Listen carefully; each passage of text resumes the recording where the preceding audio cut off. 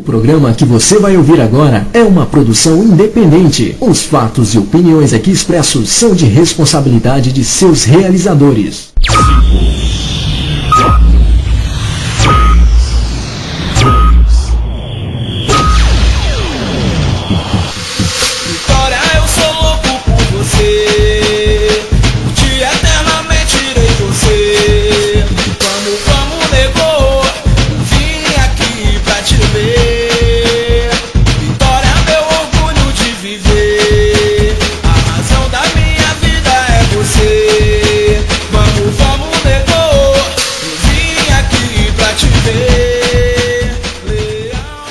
Boa noite, nação rubro-negra. Meu nome é André Luciano, falando direto de Salvador via web. Está entrando no ar o programa Resenha Rubro-Negra. Até o final, sei que vai vencer.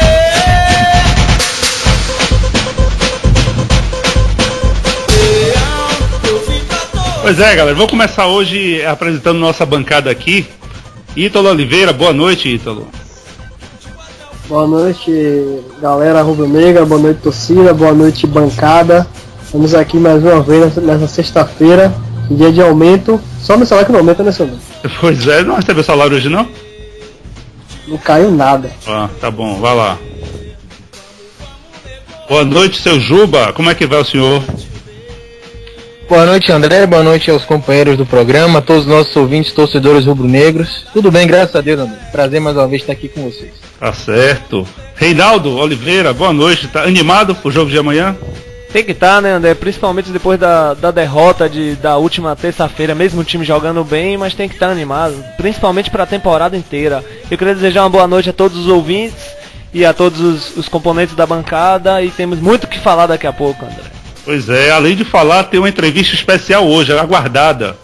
Quem é hoje na nossa bancada, Reinaldo, na entrevista? Senhor Paulo Carneiro, André. Pois é, daqui a pouquinho aí com a gente. Ítalo, vamos às notícias pro jogo de amanhã? O que é que tem aí pra gente? Bom, André, a grande notícia, por assim dizer, é o possível desfalque de Wellington Saci pro jogo de amanhã. Ele acabou sentindo dores no joelho e se tornou uma dúvida. Caso ele não jogue, Mansur será titular. O lateral Léo sumiu da toca, ninguém viu pra onde ele foi. Como é que é, rapaz? Como é? Não entendi. Ele sumiu, não apareceu para treinar, ninguém sabe o paradeiro dele. Mas, de qualquer forma, a Carpegiani não relacionou ele que seria o único lateral na relação, já que Carlinhos está suspenso por 90 dias lá na Federação Sergipana. Então Léo seria o único lateral direito na relação. Como ele sumiu, Carpegiani não relacionou e já praticamente definiu o time somente com a dúvida de Wellington Saci. O time que irá a campo diante do Ipatinga amanhã, 16h20 no Barradão, formará com o goleiro Douglas, na zaga, lateral, Gabriel, Vitor Ramos, Rodrigo na zaga e Wellington Saci ou Mansur na lateral esquerda. No meio de campo, a novidade é o retorno de Michel, que foi seu titular, no lugar de Ananias. Ele está recuperado a condição na coxa. Com esse meio de campo vai com Michel, Rodrigo Mancha, Eduardo Ramos e Tartar. No ataque, Neto Baiano e Marquinhos. Após o treinamento de hoje, foi um treinamento de repetição de jogada, um treinamento tático. O Carpegiani já divulgou a lista com os 20 jogadores relacionados para a partida, sendo que no banco ele vai cortar um jogador. E caso por acaso Mansur Saci não seja convocado para o time principal, será cortado, e aí somente mais um jogador será cortado. A lista de relacionados: Douglas e Gustavo. Na laterais, Mansur, Wellington Saci e Léo se aparecer. Gabriel, zagueiro Gabriel, Dancra, Vitor Ramos e Rodrigo. Volantes, Michel, Rodrigo Mancha, Mineiro e Ananias. Meias, Tartar, Eduardo Ramos e Giovanni. Atacantes, Neto Baiano, Rildo, Marquinhos e Dinheiro. Ok, me diga uma coisa aí, como é que pode estar relacionado com você ter aparecido no treino? É possível isso? No Vitória tudo é possível. E também tem uma outra situação. O volante Wellington, que está 100%, praticamente 100%, ele, segundo entrevista, ele já podia jogar no jogo de amanhã, mas por opção de Carpegiani não foi relacionado. Ele optou pelo retorno de Michel por relacionar Mineiro e Ananias, deixando o Wellington de fora. Muita gente criticou, mas foi a postura de Carpegiani. Pois é, imagine. Como já falamos, estamos aqui hoje temos um convidado especial, uma entrevista aqui bombástica, que vai falar sobre tudo, sobre o Vitória, o nosso Paulo Carneiro.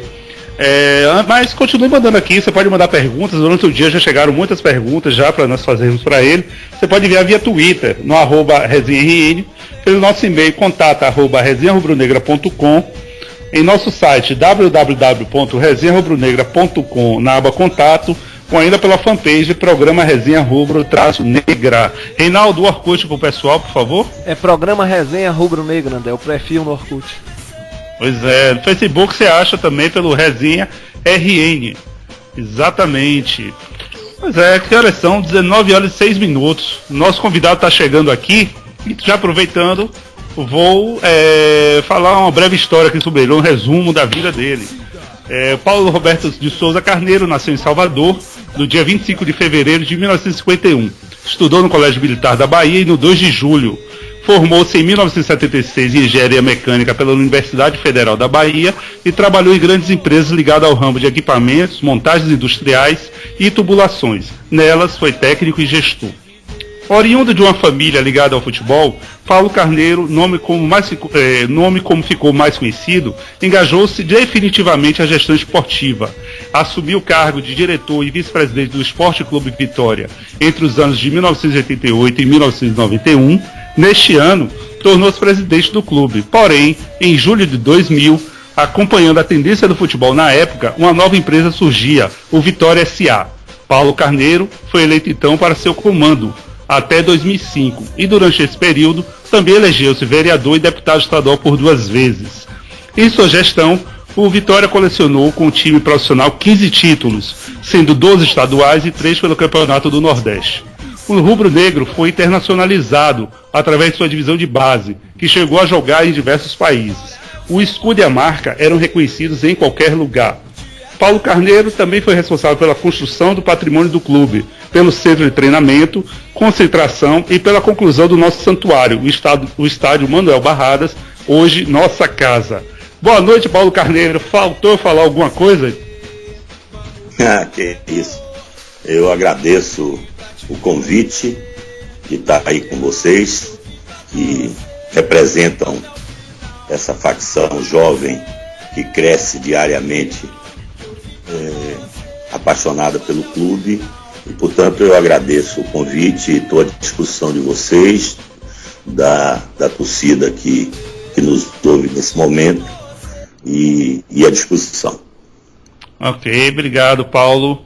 Eu queria começar já fazendo uma pergunta, porque nas redes sociais fervilhou muito hoje essa sua participação em nosso programa, causando até alguns embates e tal, mas uma pergunta que não quer calar.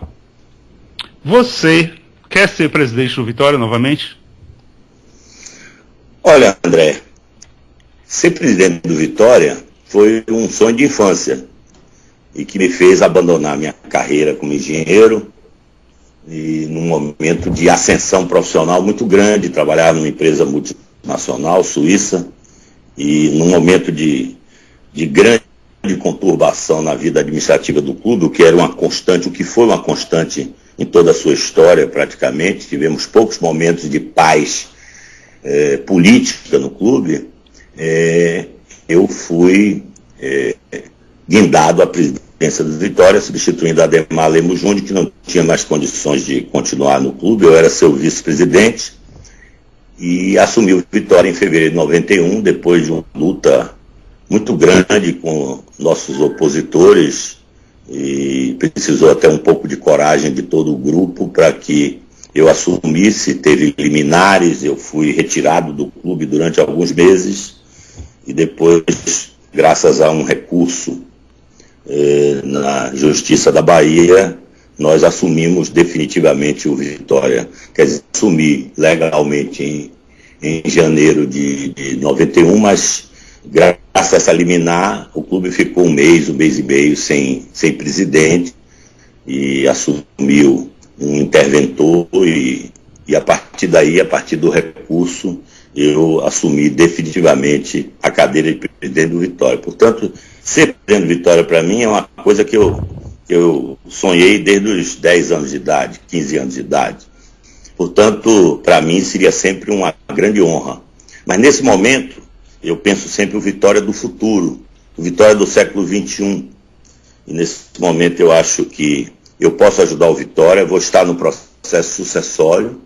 Não posso dizer a vocês amanhã que não serei presidente, porque às vezes a onda política em cargos majoritários leva a gente a surfar essa onda, mas a minha vontade nesse momento é apoiar um grupo de jovens rubro-negros, mas já experientes na sua vida profissional, curiosos no futebol, que possam dar ao Vitória uma sequência, uma retomada de crescimento, coisa que não acontece há 7 anos. Ok, Paulo, muito bem. Vamos dizer assim, você continua sonhando um novo sonho. Eu acho que sonhar, o homem que não sonha não devia estar nem nessa terra, né? A dimensão do homem é a dimensão do seu sonho. Portanto, a gente tem que acordar todo dia sonhando com coisas novas. E o Vitória é um clube profissionalmente muito jovem, né? Eu assumi o Vitória tinha 92 anos de vida, mas era um clube realmente sem nenhuma, nem indicação de um clube profissional. Tinha 11% da torcida da Bahia, e era um cantinho da Fonte Nova, e nesses 92 anos o clube acho que ganhou 8 ou 9 títulos estaduais, não tinha nenhuma representação nacional, internacional, nem de longe.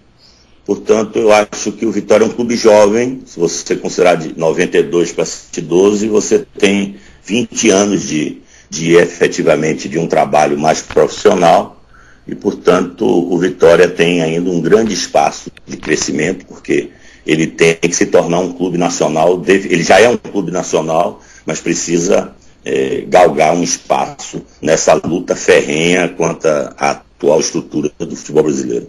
Ok, Paulo. São 19 horas e 12 minutos. Estamos aqui ao vivo falando com Paulo Carneiro.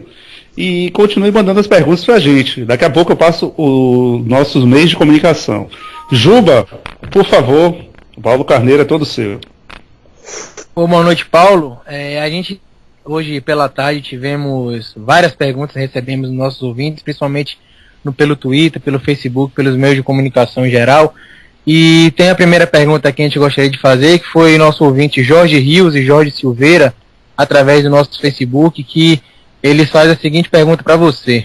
Eles dizem que sempre tiveram uma admiração grande por você, por se tratar de um exímio administrador, mas após você colocar o Vitória na justiça, disse que essa relação ficou meio estremecida. Eles gostariam de saber qual foi o real motivo de você ter aberto esse processo contra o Vitória, que a gente queria que você desse uma esclarecida nisso. Eu preciso até de um pouco de tempo, espero que eu seja feliz no esclarecimento, para que todos possam entender. Eu tive 2 épocas no Vitória, uma como presidente estatutário, ou seja, não remunerado, e outra como presidente executivo, ou seja, eu fui dos primeiros executivos profissionais do futebol brasileiro. Talvez o Paulo Angione, que hoje está no Bahia, e o Brunoro, que passou uma época no Palmeiras, uma época curta, me antecederam, se bem que me antecederam porque o Brunoro é de 93, nessa função executiva. Mas para o torcedor menos avisado, ele enxerga que a minha atuação no clube era uma coisa só. Realmente a instituição é uma só que a partir de junho de 2000 ela se profissionalizou. O Vitória S.A. nasceu no dia 4 de março de 98, foi a primeira S.A. do futebol brasileiro, só que ela nasceu sem sócio, ela foi aprovada no conselho e ela ficou, como se diz assim, natimorta, esperando um sócio, coisa que aconteceu em 2000, através de um fundo de capital norte-americano, sediado na Argentina, no momento onde o futebol brasileiro vivia uma febre de profissionalização muito grande.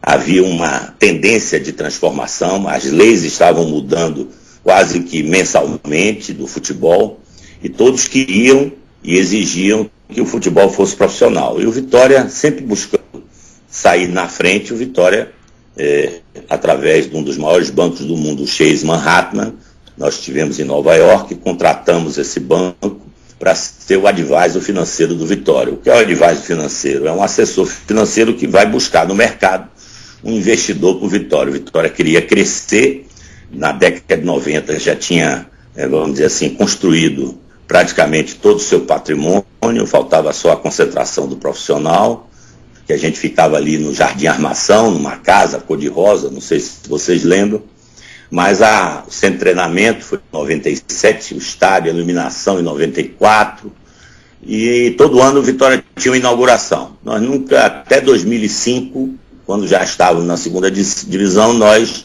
inauguramos o ambulatório do Vitória, com novos centros de fisiologia, departamento médico, fisioterapia, que o Vitória tinha em condições precárias. Portanto, a partir de junho de 2000, o Vitória se tornou um clube profissional e controlado por um fundo de investimento. E esse fundo tinha o poder de tomar as últimas decisões, ou seja, em caso de empate, se não houvesse alinhamento com o sócio minoritário, que era o Esporte Clube Vitória, a SA, através do fundo argentino, é quem tomava as decisões finais. É preciso dizer ao torcedor de que o fundo argentino já tinha comprado um clube na Argentina, o Quilmes, tivemos até um jogador lá, o Paulo Rodrigues, trouxemos jogadores do River Plate, eu agora me esqueço o nome do argentino, vocês podem me ajudar, e que jogou no Vitória até com sucesso. Portanto, nós começamos e imaginamos que ali o Vitória podia... Era o Sandy. Sandy, exatamente. É um jogador de área, né? E depois voltou, foi artilheiro do campeonato argentino, foi titular do River Plate, jogou Libertadores, um jogador veio para aqui muito jovem, mas nos ajudou. Mas, voltando ao foco da pergunta, esses empresários que estiveram, através do Chase, o interesse no Vitória, eles também tiveram interesse do nosso know-how pessoal. Eles entendiam que eles tinham o dinheiro, mas não tinham know-how. E quem tinha o know-how era o Vitória. E quem representava o Vitória era eu. Portanto, eles me fizeram um convite para que eu assumisse a presidência do Vitória, mas de forma remunerada. Eu até brinquei com eles na época, numa reunião que tinha vários conselheiros, que eu trabalhei durante 11 anos no Vitória, como abnegado, como estatutário, mas que a partir do momento que o Vitória estava se profissionalizando, eles tinham que me remunerar pelo meu trabalho, e assim foi feito um contrato de prestação de serviços com uma empresa minha que eu criei, e esse contrato foi respeitado até o momento que uma crise cambial na Argentina foi muito forte e eles pararam de cumprir suas obrigações contratuais e o Vitória ficou com dificuldades de caixa, agravado pelo rebaixamento em 2004, no ano onde o Vitória investiu 21 milhões, imagine, estou falando de 2004, 21 milhões no seu departamento de futebol, tínhamos uma arena em franco desenvolvimento no seu projeto, chegamos até o alvará de construção na prefeitura, quem for na Sulcom da prefeitura vai encontrar lá o alvará do estádio Vitória, portanto, foi um sonho muito próximo de virar realidade, tínhamos sócios, tínhamos resolvido as questões ambientais naquela época, pioneiras na Paralela, que hoje vocês veem ela inundadas de construções, mas tudo isso foi herança de um acordo que fizemos no Ministério Público para construir o estádio ali naquela região, logo depois da estação de Mussurunga, naquela entrada onde tem um Alphaville. Bom, eu como empregado do clube, quer dizer, aí ficou a discussão que a justiça depois não concordou, eu quero dar uma explicação para o torcedor de que ele esteja de espírito desarmado e não, até aqueles que têm uma imagem, uma opinião diferente, que não gosta de mim, não tem problema nenhum. Ninguém é unanimidade nesse mundo, não. Vamos chegar aí daqui a pouco, Paulo. Daqui a pouco vai chegar nisso aí. Mas eu preciso explicar de que eu fiquei com 20 salários sem receber no Vitória. Aí vão dizer, mas você se pagava? As pessoas que não entendem podem perguntar assim, mas você se pagava? Olha, toda SA que tem um executivo contratado, ele assina o cheque que os controladores decidiram em reunião do Conselho de Administração que ele tinha que receber. Só que ele não assina sozinho. A partir de junho de 2000, eu nunca assinei um cheque do Vitória sozinho. Sempre foi ao lado do vice-presidente administrativo e financeiro do Vitória, que primeiro foi um brasileiro, que agora me esqueço o nome, que eles contrataram no mercado, e depois trouxeram um argentino que trabalhava no Quilmes, esse clube que eles tinham comprado na Argentina, chama-se, né? Jorge Valderrama, que era o homem que assinava tudo comigo. Os contratos de atletas, as contratações. Aliás, a gente não podia contratar jogador além de R$1,5 milhão, ou de vender jogador além de R$1,5 milhão, sem autorização do Conselho de Administração, que era formado por 4 argentinos representando o fundo e 3 brasileiros representando o Vitória. Eu era um desses 3, os outros 2, se eu não me engano, era Maneca Tanajura, meu saudoso amigo já falecido, e Ademar Leão Júnior, o presidente que eu sucedi lá atrás, ainda quando o clube era operado pela instituição sem fins lucrativos, o Esporte Clube Vitória. A partir do momento que eu saí, naquele tumulto todo, quando tentaram, através de uma mídia patrocinada, me jogar contra o torcedor, aproveitando o rebaixamento, o momento era muito bom, eu não sabia que eu tinha tantos inimigos, Ô Paulo, e aí ainda tem tantos inimigos assim? Eu acho que eu nunca tive amigos, viu? É melhor definir assim. Tive poucos amigos, né? Talvez Ivan Carilo, que está no clube até hoje, que foi eu que levei, que era meu vizinho no prédio que eu morava, e Walter Sejo, que entrou em 96 e saiu um mês depois da minha renúncia.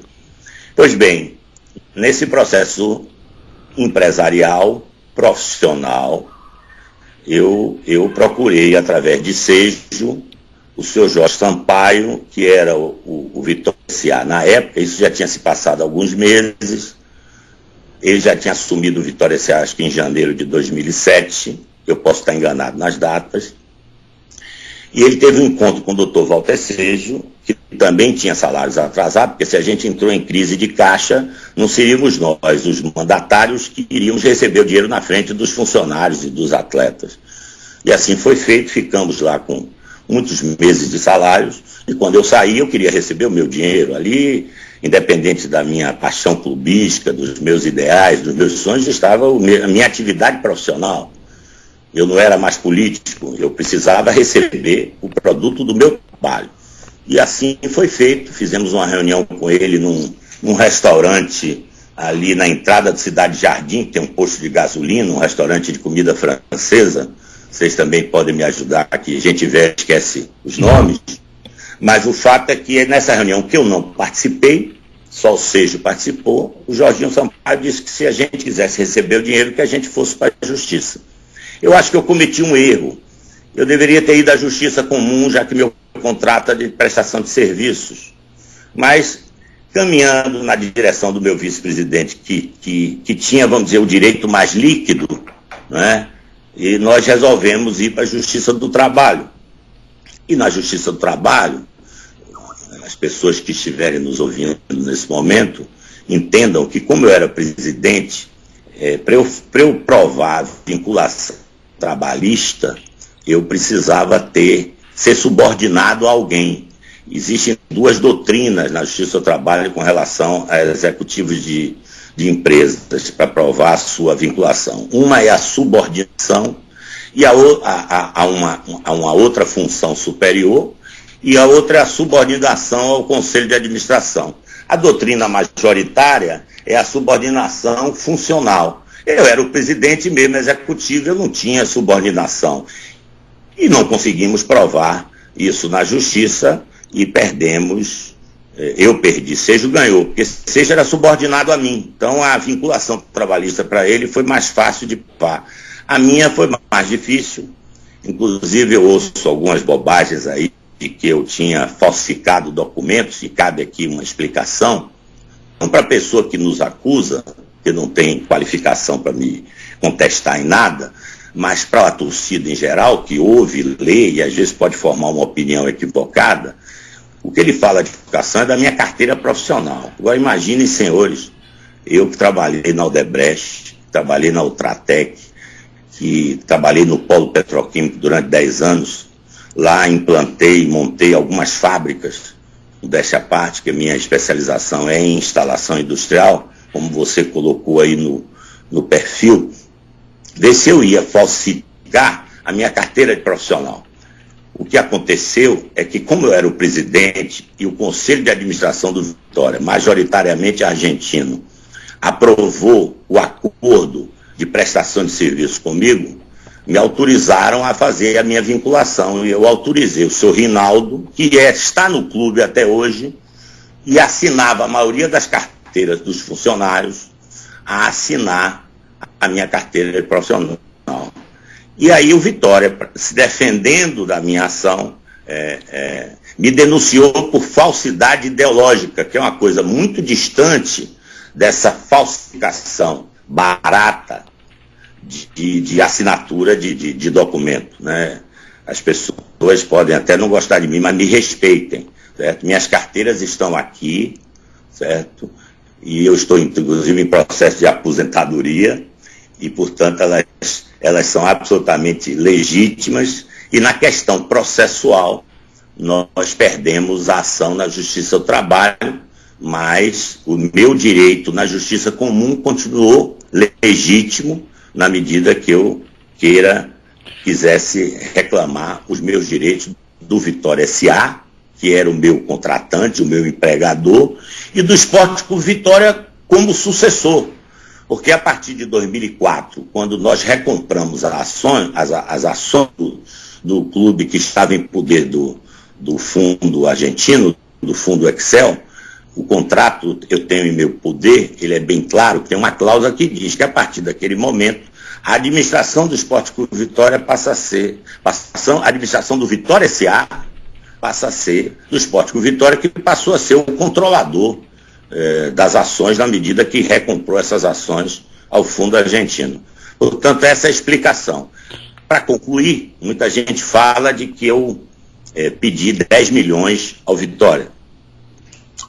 E isso é fato. Eu costumo, graças a Deus, ser verdadeiro. Só que isso tem uma explicação. Para esse jovem torcedor que hoje enche o Barradão e que clama por vitórias e novas conquistas, talvez ele não se lembre. Aos mais antigos, aqueles que têm hoje 30 anos, talvez a partir dessa idade, eles devem lembrar a intensa e negativa campanha e tentativa de linchamento moral que eu fui objeto naquele momento do rebaixamento. É muito fácil hoje eu estar aqui no meu gabinete, na minha residência, falando com você tranquilamente, e talvez muito fácil para o torcedor. O meu advogado, a gente quando contrata um advogado, a gente segue a orientação do advogado. O meu advogado entendeu que deveria colocar esse valor mesmo sabendo de que a justiça iria rejeitar, porque hoje eu não sou advogado, mas milito na vida profissional há muitos anos, e a gente acaba ficando um pouco entendido, pelo menos superficialmente, que hoje os processos de danos morais, a justiça tem sido muito rígida, e todo mundo sabia de que aquele movimento do meu advogado, e que eu concordei, era um movimento político. Nós queríamos dar um choque àqueles meus opositores que diziam, que levaram para a mídia, que fizeram aquela campanha. Muita gente fala que quem quer aparecer a auditoria, eu preciso lembrar aos mais jovens que a auditoria existiu. Teve entrevista coletiva do presidente do Vitória dando os resultados da auditoria.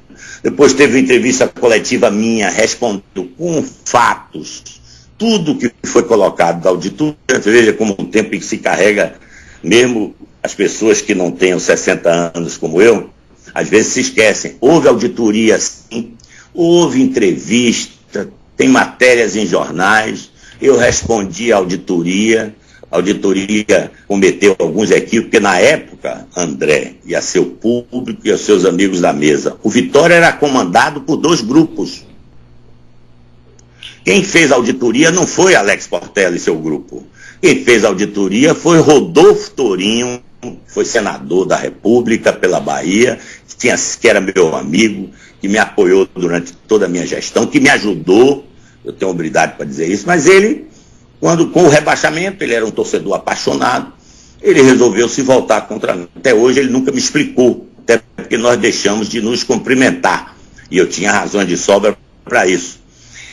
Mas esse grupo que estava no Vitória, ao lado de Alex, e que chamou Alex para ser presidente no gabinete da Secretaria da Fazenda do senhor Albérico Mascarenhas, que tinha sucedido o senhor Rodolfo Torino na Secretaria da Fazenda, e disse a ele, olha, você vai assumir o Vitória aqui no lugar de Ademar, mas cuide do Vitória daqui para frente, quem cuida do Vitória daqui para trás somos nós. E Alex aceitou com essa condição absurda, como se o Vitória pudesse ser dividido em duas partes por causa de uma questão política.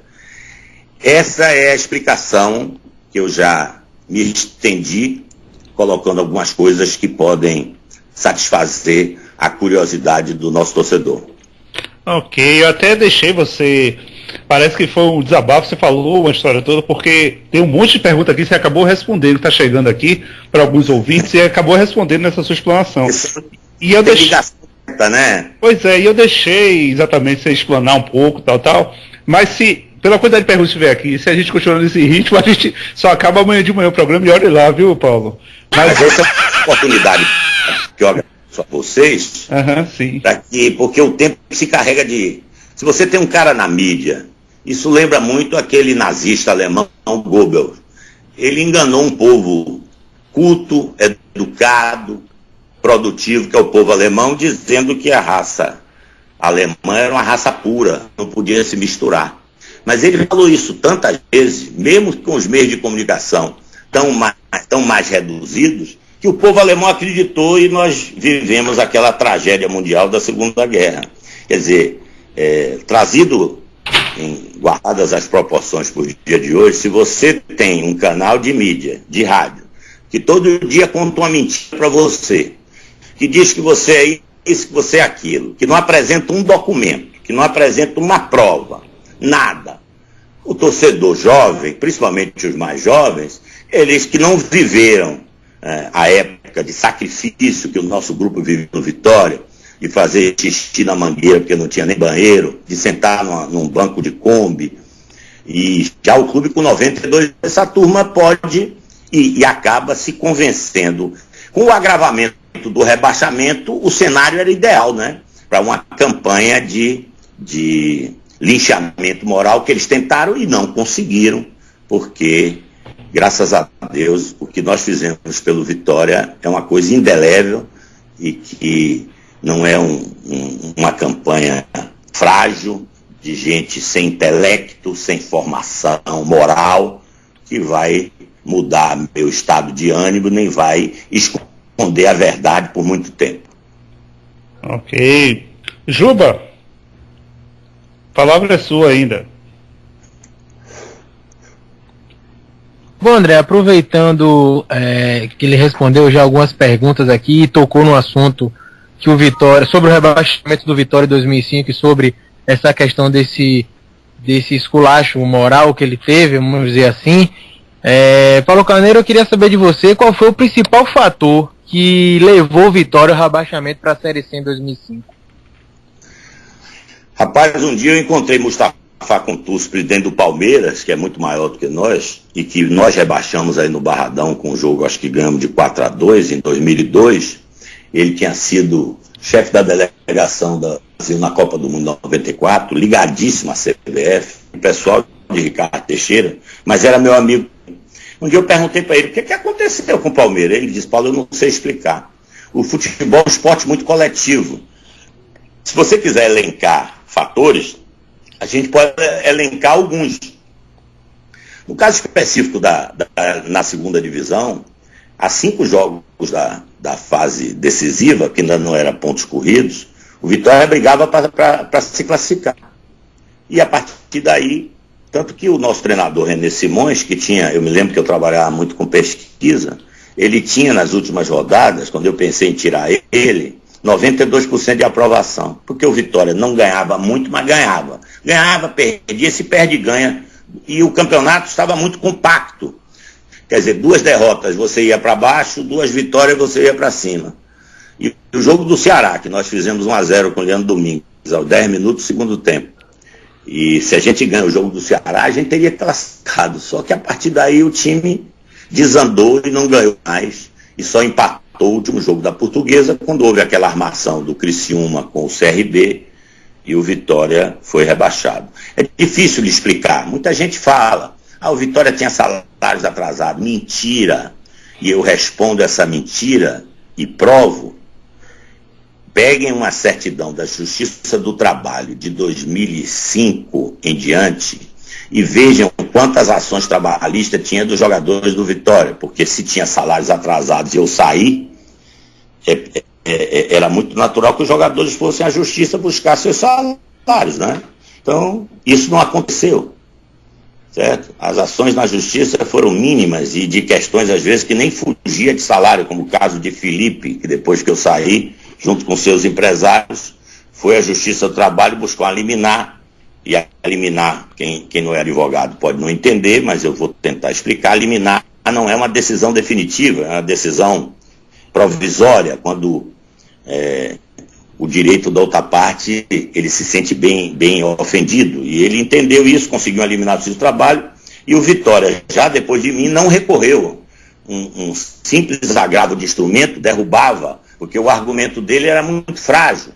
Ele dizia que tinha sido objeto de racismo dentro do Vitória e conseguiu eliminar na Justiça do Trabalho, não tinha mais condições de trabalhar. Na realidade, uma manobra de seus empresários para levar Felipe do Vitória. E o Vitória parece que não teve interesse, Felipe não recorreu e esse jogador foi embora. Mas questão de salário atrasado, não. Claro que nós tínhamos salário atrasado. O Vitória, nessa gestão já com dinheiro, também tem contratos de imagem atrasados. Não sei se agora, mas já teve. Paulo, a gente vai entrar nesse assunto aí, vamos fazer um comparativo dessa gestão aí daqui a pouco. Né? Bom, tranquilo. Tá, eu queria ouvir Reinaldo. Reinaldo parece que tem pergunta aí para você. Reinaldo, por favor. Exatamente. Boa noite, Paulo. Boa noite. Estamos aqui recebendo diversas perguntas via e-mail e via Twitter. E tem muitas pessoas querendo saber a respeito da venda de Hulk. Como é que foi feita essa venda de Hulk? Como foi aproveitada essa verba que o clube recebeu? Eu acho que o torcedor não me acompanha nas redes sociais ou não lê meu blog. Hulk não saiu na minha gestão. Portanto, a pergunta não pode ser dirigida a mim. Ok, Paulo. Tá chegando mais perguntas aqui também a respeito daquele projeto em que o Vitória tinha de ter um estádio na Paralela. Com a sua saída, como ficou esse projeto? Ou se ele foi cancelado? Se deram um adiantamento, alguma coisa do tipo? A realidade é que os direitos de televisão que o Vitória passou a receber a partir de 2001, eles tinham um peso importante na curva econômica do empreendimento. A partir do momento que o Vitória foi rebaixado, o projeto economicamente se inviabilizou. Nós tínhamos projeto, nós tínhamos terreno, nós tínhamos parceiro, mas a partir do rebaixamento, realmente, o projeto frustrou a todos nós e principalmente a mim, que capitaneei esse projeto desde 2001, quando estivemos em Los Angeles contratando um dos maiores escritórios de arquitetura do mundo para projetar o estádio do Vitória.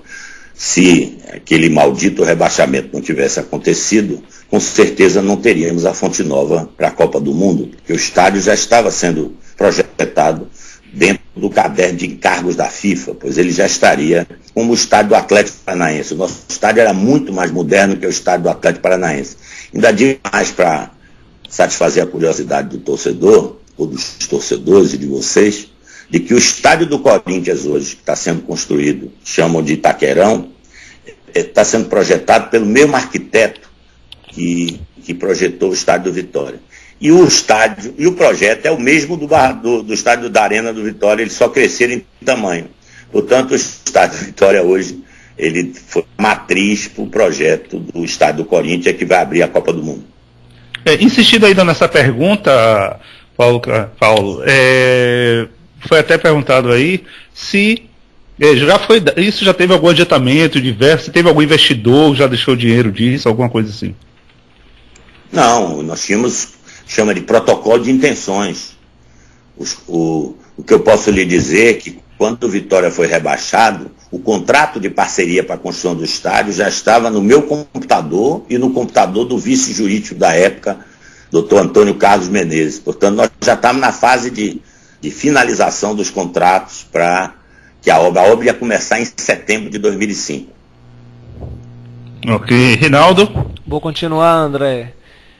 Sobre muitas pessoas aqui estão contestando também que o senhor era contra as torcidas organizadas. O que é que o senhor tem a respeito de falar sobre isso? As torcidas organizadas eu vou continuar sendo contra sempre.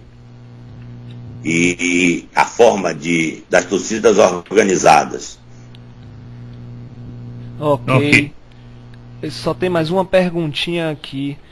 Tirando o Hulk daquela sua gestão, caso que ele não foi da sua gestão, sobre os jogadores Eduardo Alcides, Leandro Bonfim, Eduardo Alcides e Leandro Bonfim, alguns jovens do Vitória, foram embora por certos valores, que não precisa entrar em detalhes, mas que foram propostas muito boas para o clube aceitar? Me lembro o nome de todas, Imbatível e Leões da Fiel, com certeza. As outras eu não me lembro, parece que vi loucura. E tinha mais uma. E tinha uma quinta que acabou sobrevivendo, que era um grupo de elite que ficava naquele bar do lado de quem olha para o campo da tribuna de honra. Tá, Reinaldo, eu queria que você repetisse sua pergunta sobre a questão dos jogadores, por favor. Ok, André. Sobre os jogadores que saíram na gestão de Paulo Carneiro, no caso de Eduardo Alcides, Leandro Bonfim e alguns outros jovens que saíram muito cedo, as propostas foram tão boas assim para aceitar, para o clube aceitar? Antes de entrar nessa pergunta específica, eu pensei que ia aparecer mais jogadores e até provoco o torcedor para que fale de mais jogadores. Eu posso dizer que na década de 90, o Vitória não tinha nada, era uma terra arrasada.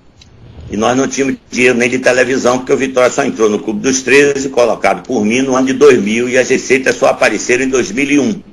Portanto, durante quase 10 anos, o Vitória viveu só de venda de jogadores, porque a bilheteria, como sempre, não passava de 10% a 12% do orçamento do clube, e para que o clube pudesse estar na primeira divisão, como ficou durante 13 anos, e ser construído em paralelo, porque todo ano nós inaugurávamos obra, nós inauguramos até Poço Artesiano, porque o Vitória, eu tenho foto, está até no meu álbum de fotos no meu Face, a inauguração num sábado de manhã do Poço Artesiano, porque o Vitória também não tinha água.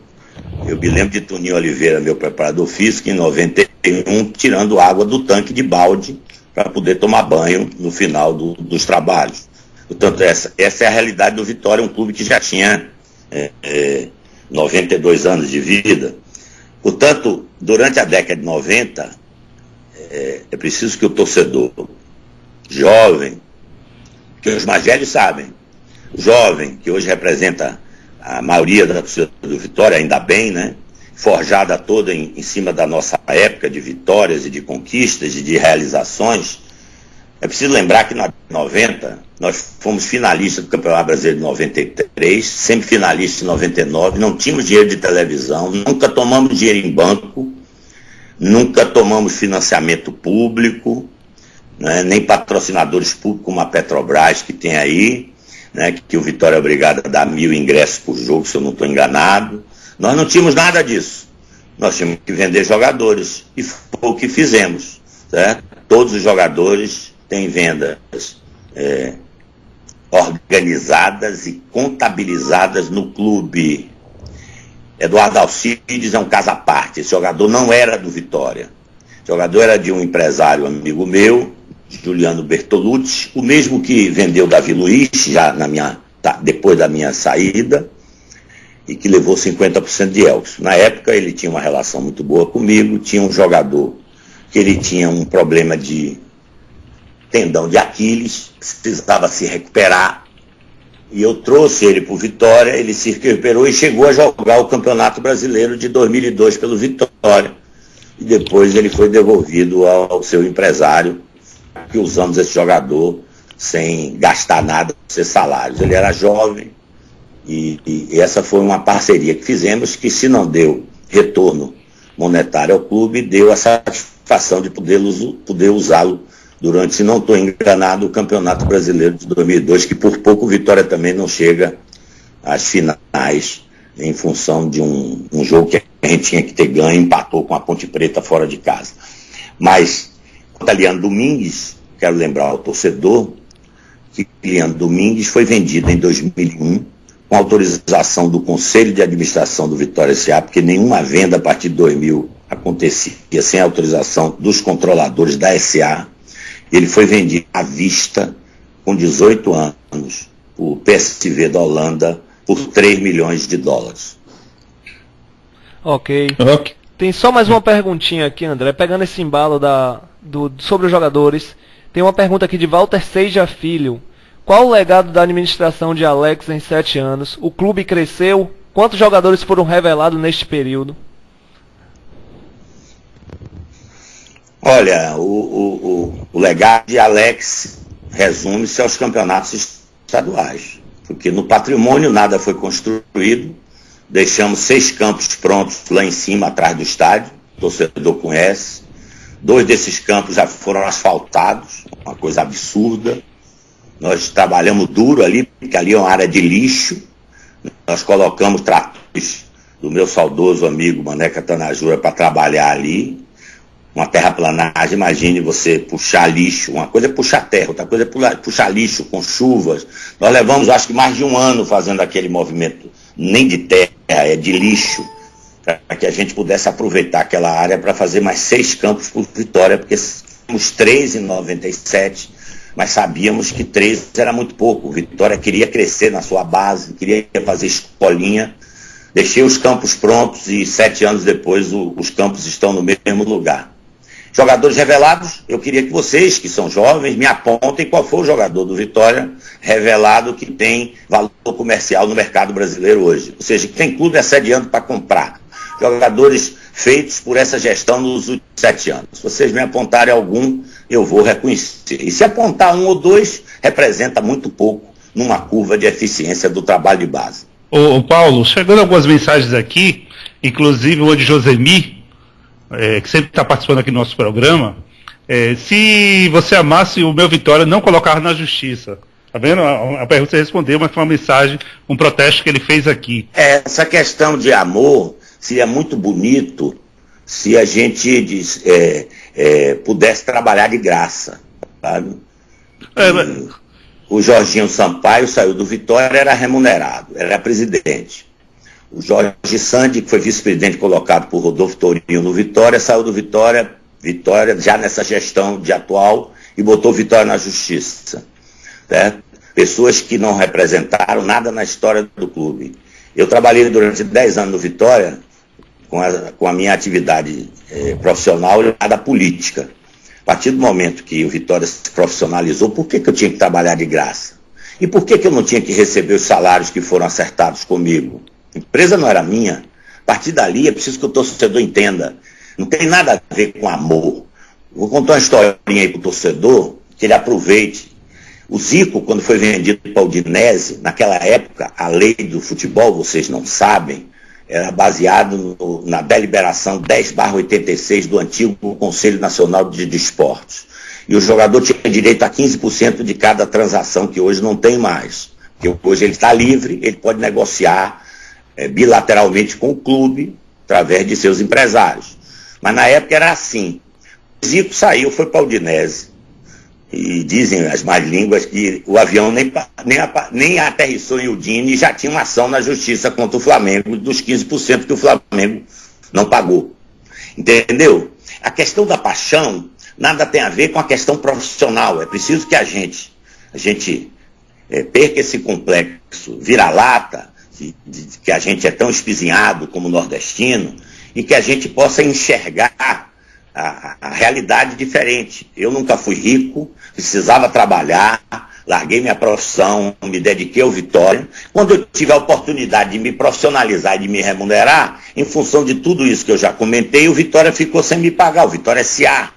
Por que eu ia deixar meu dinheiro lá? Aliás, está lá até hoje. Eu tinha que tentar buscar. Dizem, né, que depois dos 50 anos, o que você faz, objeto do seu trabalho, o que você ganha, não pertence mais a você, pertence a seus filhos. certo? A minha paixão pelo Vitória vem antes de eu nascer, vem de meu pai, vem do primeiro massagista da história do clube, que é lavador de carro da casa do meu pai, vem dos 5 anos que meu pai foi jogador profissional do Vitória. Essa paixão não é uma opinião do torcedor que eu respeito, certo? Que vai apagar. Agora, não posso absolutamente concordar em qualquer situação. Na medida que eu me profissionalize numa atividade, eu tenho que receber pelo meu trabalho. Paulo, vamos lá. Agora, Ítalo Oliveira, perguntas, por favor. Ítalo? Ítalo não está. Juba? Oi. Voltou? Vai lá, Ítalo, por favor. Boa noite, Paulo Carneiro. Eu queria saber o seguinte: a sua gestão quanto presidente do Vitória foi baseado nas categorias de base, no investimento de marketing? Oi? E no Barradão, foram três Barradão, pilares. Era a três base pilares que hoje. tinha, a base, o marketing que o Vitória não tinha e o Barradão que o Vitória não tinha. Nós edificamos os 3 pilares que sustentaram o crescimento do Vitória. Aí hoje esses 3 pilares são tidos e havidos pela imprensa esportiva como os principais para se erguer um time. Mas falando basicamente da questão da jogadores da base, teve momentos da história que você montou um grupo que basicamente eram jogadores da divisão de base, mas jogadores trazidos de fora. Por outro lado, durante o ano, como você já explicou, havia necessidade de se vender jogadores. Mas uma das críticas com relação a isso era que a venda era feita, mas os jogadores que chegavam não eram da mesma qualidade dos jogadores vendidos. Então, por causa disso, teria um decréscimo técnico. E aí foi apontado em 2004 que a venda de Adailton teria prejudicado o clube, tanto que o último jogo o Vitória jogou com Cametá e Milton Duon, que praticamente entregou o jogo contra a Ponte Preta. Mas isso é verdade. Se você falar da década de 90, não é verdade. Em 99 nós fomos sempre finalistas do Campeonato Brasileiro, eu contratei 5 jogadores. A temporada inteira. Tá? Isso é coisa meio nova para quem contratou em 6 anos aí quase 300 atletas, né? Então eu contratei 5 jogadores para o Brasileiro com Cerezo de 99. Portanto, na década de 90, o treinador já chegava aqui em dezembro, em janeiro, ele já tinha o elenco todo definido, todo pronto, faltando pequenos retoques, ele já sabia quem era o jogador da base que ia jogar, e nós não negociávamos isso com o treinador, não. A decisão era do clube, porque ele ia embora, se ele trouxesse jogadores, certo? Eu me lembro que Fito Neves, que nos deu um vice-campeonato brasileiro, eu me lembro ele entrando na minha sala e propondo a trazer 2 jogadores do Guarani. Um era Gersinho, que hoje é auxiliar de Vadão, ponta direita do Guarani, até bom jogador. E eu disse a ele, não, nós vamos jogar com Alex Alves e Paulo Isidoro. Mas, presidente, nós vamos jogar com Alex Alves e Paulo Isidoro. E no final do campeonato foi ele o homem que revelou Alex Alves e Paulo Isidoro. Portanto, na década de 90, isso aconteceu. É claro que eu posso ter vendido um jogador, mas, por exemplo, vou dar um exemplozinho para você. Em 93, 94, eu vendi Dida para o Cruzeiro e trouxe o jovem Ramon, com 22 anos, de graça, como parte da venda. Um ano depois, 1 ano e meio, eu vendi Ramon para a Alemanha por $2 milhões à vista. Veja, Ramon não foi formado no clube e veja o resultado técnico e financeiro que ele deu, tanto da minha gestão como na gestão que me sucedeu após minha saída. Portanto, se você tiver algum caso, me mostre que, se for verdade, eu concordo. Agora, quanto a Adailton, eu concordo com você. Primeiro que em 2004, o Vitória, embora já estivesse vivendo uma crise contratual com o seu sócio, o Vitória tinha o objeto de fazer o estádio. Nós tínhamos, no acerto com os empreendedores do estádio, os investidores, o Vitória ia ficar com 10% do estádio, e depois de 25 anos o estádio era devolvido por Vitória sem ônus. Chama-se contrato de concessão. Mas o Vitória era sócio 10%. Esse 10% ia valer alguma coisa em torno de $15 milhões. E eu não queria dar isso aos argentinos, que já não cumpriam suas obrigações com o Vitória. E eu precisava tirá-los. Eu entrei na justiça aqui na Bahia e botei para fora hoje o meu querido amigo Jorge Valderrama, o representante dos argentinos. Eu, na época, queria provocar um acordo. Esse acordo foi feito. O Vitória eu vendi por 6 milhões de dólares em 2000 e recomprei as ações por 500 mil dólares em 2004, para pagar em 2009 sem juros. Vejam, senhores, os números. E esses números eu posso provar porque eu tenho um contrato em meu poder. Portanto, quando eu vendi a Dailton é porque eu precisava pagar os argentinos para tirá-los do Vitória. E eu corri o risco e me dei mal porque o substituto, que foi Milton Doal, um jogador que jogou a Olimpíada ao lado de Lúcio, com Vanderlei Luxemburgo, titular de seleção brasileira, não foi bem no Vitória e isso atrapalhou a gente no campeonato de 2004. Então, isso daí já se classifica um erro da sua gestão. Que outros momentos que... Não, porque eu não jogo. Claro, mas é que a gestão de contratação claro que é...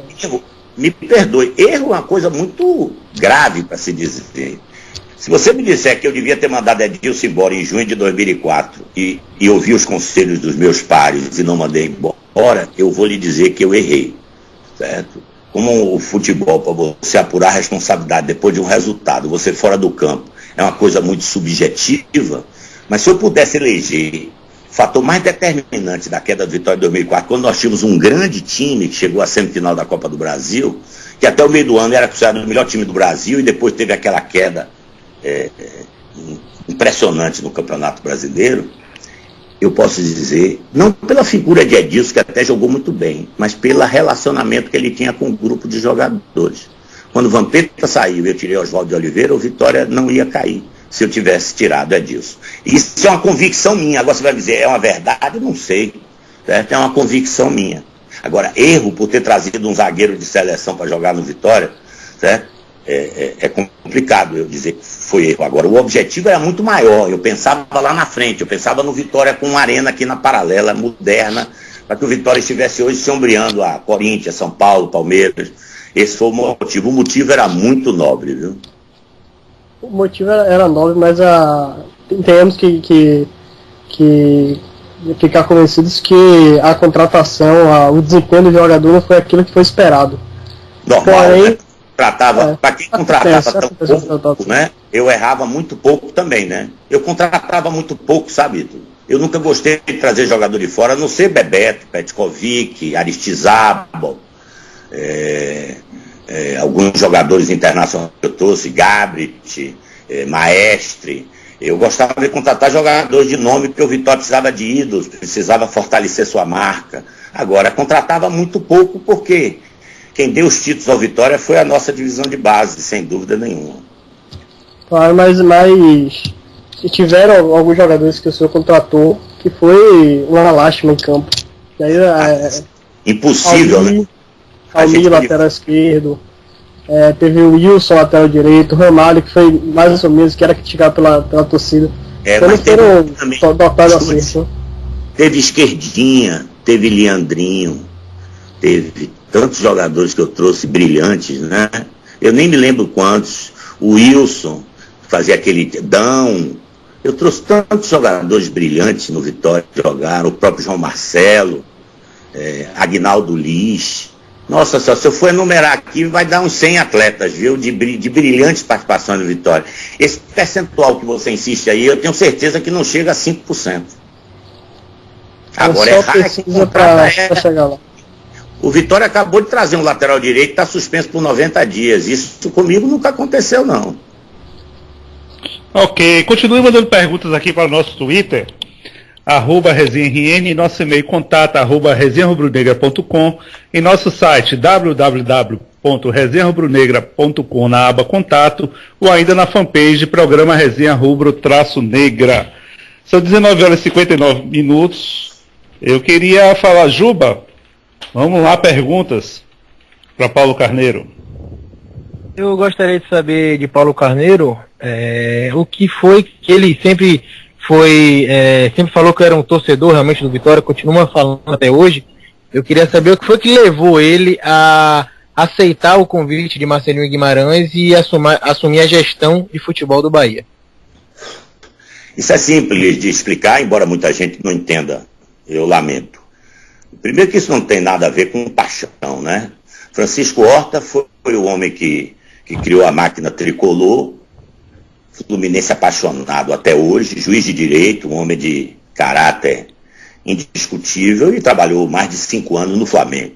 É que aqui nós temos essa questão regional, essa questão cultural. E eu era presidente do Vitória, ele também era presidente do Fluminense. Mas lá tem 4 clubes, né? A rivalidade é mais distribuída. Eu quero dizer que eu saí do Vitória em 2005 e eu assumi o Bahia em 2009. Eu estava fora do futebol, mas eu queria ficar no futebol. Eu tinha acumulado uma experiência, eu queria ser profissional de futebol. Só que no sul do Brasil, o meu rótulo como presidente, até aquele momento, era muito mais de um cartola do que de um executivo, porque eu já era contratado pelo Vitória S.A. Portanto, eu sabia que eu não ia conseguir manter minha atividade profissional dentro do futebol, já que eu não queria ser empresário, né, sem passar por uma situação dessa. Eu não sabia como começar, eu queria começar. Eu queria manter minha atividade profissional como gestor de futebol, como executivo de futebol. Acho que eu tenho o direito como cidadão de fazer minhas escolhas. É claro que o Bahia não foi a melhor escolha, mas foi a única que eu tinha no mercado, porque os outros clubes não teriam condições de me contratar. E o Bahia fez uma proposta irrecusável para mim. Eu não sou rico, ao contrário do que muita gente pensa, nunca fui. Quem conhece minha vida pessoal, meus amigos sabem disso. Agora, os meus inimigos falam que querem, né? É um problema deles. Eu precisava trabalhar, né? Eu tinha me desfeito de uma distribuidora de produtos agropecuários que eu tinha na Bahia, e eu precisava trabalhar. Eu não queria... Como é que eu ia sair da Bahia de uma hora para outra, quando o mercado ainda não aceitava executivo de futebol? Todo diretor de clube no Brasil era estatutário. Certo? Essa onda aconteceu a partir de Rodrigo Caetano no Grêmio, depois no Vasco, e que surgiu essa onda de profissionalização da gestão do futebol. Isso tem poucos anos. Então eu tinha que fazer a opção. Não foi revanchismo político com a atual gestão, embora eles até merecessem, certo? Eu queria ganhar dinheiro, tocar a minha vida, sustentar meus 3 filhos, certo? E manter meu padrão de vida, que sempre foi alto. E foi isso que eu fiz, nada mais do que isso. Fiz um contrato, sabia que só tinha uma bala na agulha, certo? E em setembro o clube vivia uma situação financeira muito ruim, não pagava salários, o time não andava, e num acordo com o presidente do Bahia, eu me afastei, fui indenizado, e a vida segue. Minha paixão pelo Vitória não mudou nada. Nada tem a ver meu coração com minha razão. Ô Paulo, já que não deu certo no Bahia... Não, claro que deu certo. Quem disse que deu certo? Não foi um erro ir pro Bahia ou não? Como é que eu vou adivinhar? Só se eu fosse Madame Beatriz. Ok. É risco, não é isso? Mas hoje, você considera um erro? Hoje você considera um erro? Não, de jeito nenhum. Pronto. Eu não vou ficar aqui puxando o saco da torcida do Vitória, não, porque minha obra tá aí, meu legado tá aí. Pois é. E hoje você conseguiria construir, hoje você acha o mesmo legado, ou talvez melhor, hoje dentro do Vitória? Não, o Vitória não precisa estar construído, não precisa estar construído. A atual gestão foi a única gestão na história do clube que recebeu pronto. Faltando ampliar, modernizar. E eles, tanto dinheiro, não gastam nada no patrimônio. Porque até a loja de produtos foi feita pela Pênalti. Portanto, meu amigo, é uma opção da diretoria, prefere pagar 200 mil a um treinador, que não se dá o luxo nem de ir para o banco, do que investir na estrutura do clube. Eu tentei fazer as duas coisas no momento onde o clube não tinha um centavo. Eu formava jogador, vendia, usava o dinheiro para pagar uma dívidazinha, continuar devendo e construir alguma coisa. E assim foi feito o Vitória, naqueles anos duros de trabalho até 11 horas da noite, certo? Sem hora para dormir. No início não tinha nem luz, Vitória, talvez você não saiba, aos 92 anos, Vitória não tinha energia em baixa tensão, não, viu, André? Vitória, aos 92 anos, era um grande gato. Sabe o que é gato? Você pegava o transformador lá de fora, em alta tensão, e fazia um gato de baixa tensão. Aí, às vezes, a gente estava trabalhando 9 horas, 10 horas da noite lá, dava uma explosão, o transformador explodia e tinha para casa que não tinha mais luz. Ok, Juba tá aqui. Juba, pergunta para ele. Paulo, eu queria saber, na verdade, outra coisa em relação ainda, quando você foi assumir a gestão do Bahia, Eu entendi isso que você disse, que era uma oportunidade de emprego, e lógico, todo mundo tem que trabalhar. Mas da forma que você saiu do Vitória, você mesmo disse que foi que a diretoria, os conselheiros escracharam você mesmo falou que saiu, se sentiu humilhado. Você acha que a escolha pelo Bahia e você ainda querer, como torcedor do Vitória, poder voltar um dia a assumir o Vitória ou a querer ajudar o Vitória de alguma maneira, você acha que isso não manchou um pouco a sua imagem com o Vitória Clube, Vitória Torcedor em geral? Claro, com uma mídia que diariamente dizia exatamente isso que você está dizendo, o torcedor apaixonado, ele ouve um lado só, não é? O cara tem um microfone na boca, é natural. Se você me disser que foi a melhor escolha, claro que não, mas foi a única que eu tinha disponível. E já tinha passado 3, 4 anos que eu estava fora do Vitória. Portanto, foi uma decisão até corajosa, eu admito. Eu acho que eu reconheço, se o torcedor fica chateado, eu entendo, não sou estúpido, mas quero dizer ao torcedor que o motivo era absolutamente profissional, que hoje eu acho que já está mais comum no mercado, né? Executivos, por exemplo, Ocimar Bolincenha foi presidente do Paraná e trabalhou no Atlético do Paraná, o ano passado. Então, você veja que não é mais uma coisa, e eu já, além do antecedente de Francisco Horta antes, né? Então, essas coisas dependem muito de como você enxergue e acredite no que as pessoas estão falando.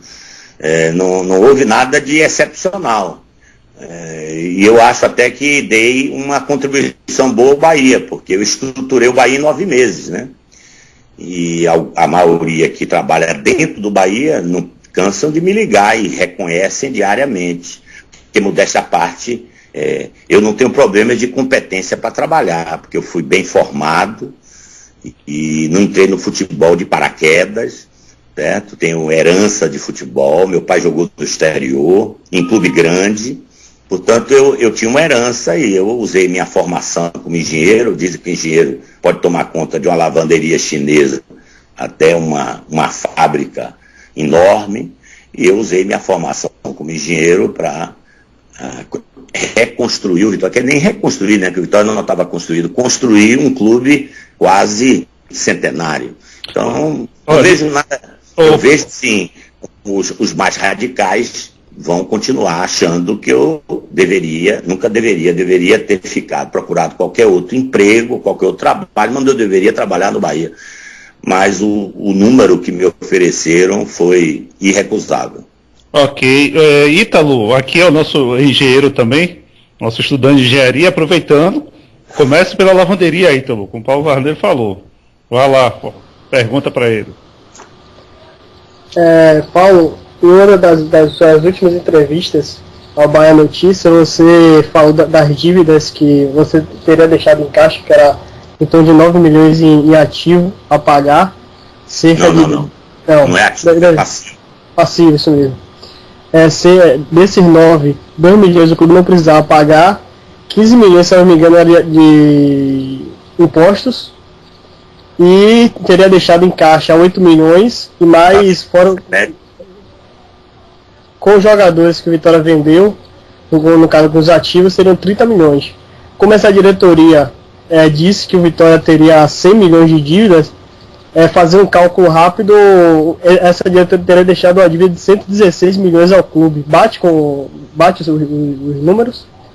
Olha, essa pergunta é bem oportuna.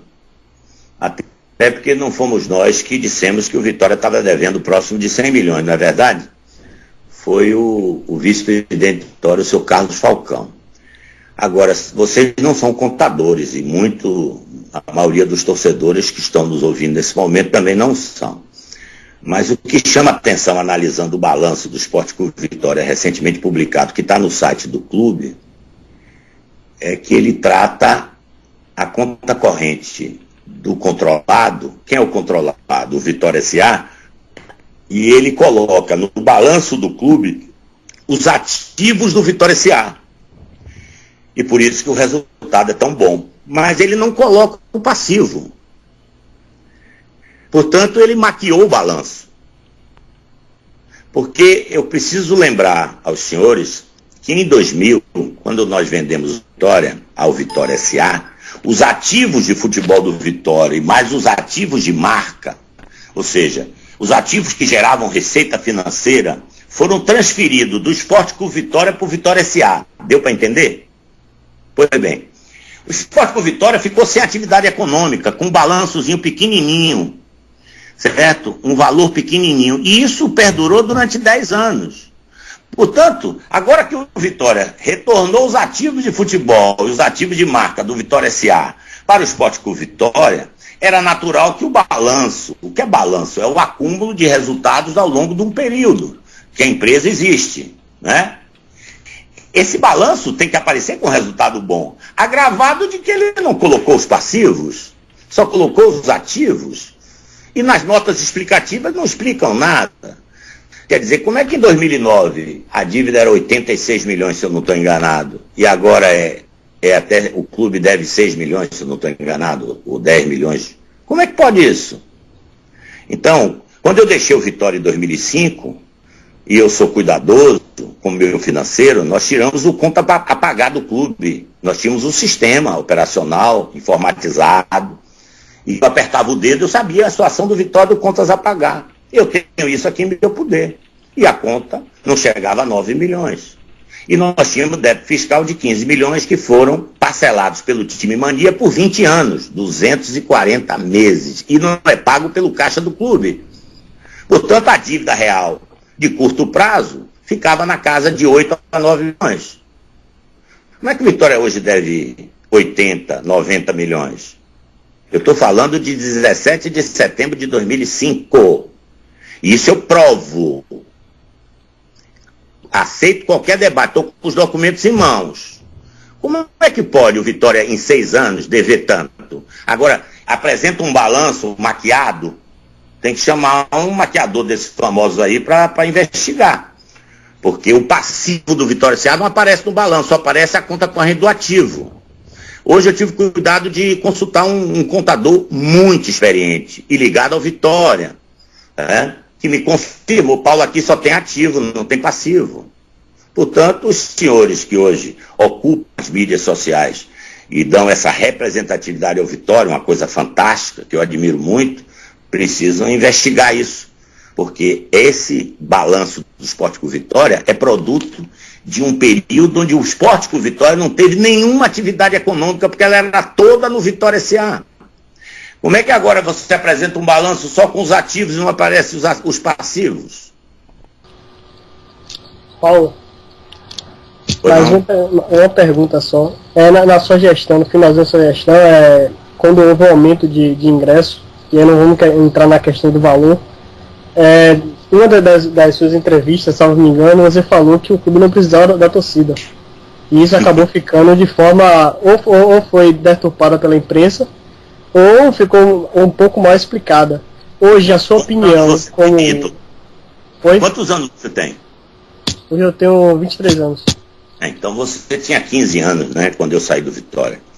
Então você tem que me ouvir, me permita. Você tem idade para ser meu filho tem 25.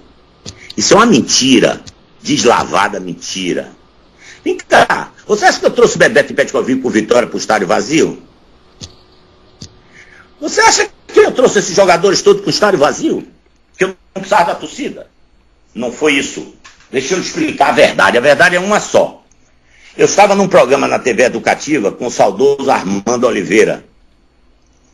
E ele me perguntou sobre a participação da bilheteria, que é uma das 6 receitas de um clube de futebol. Se você quiser eu lhe digo quais são as outras 5. E essa bilheteria num clube organizado, com receitas compatíveis, ela tem que chegar a 25%, 30%.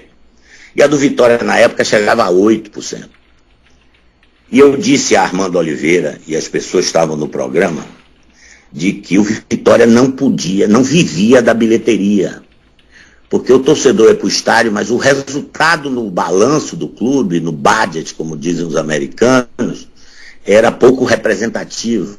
Representava 8%, 9%, no máximo 10%.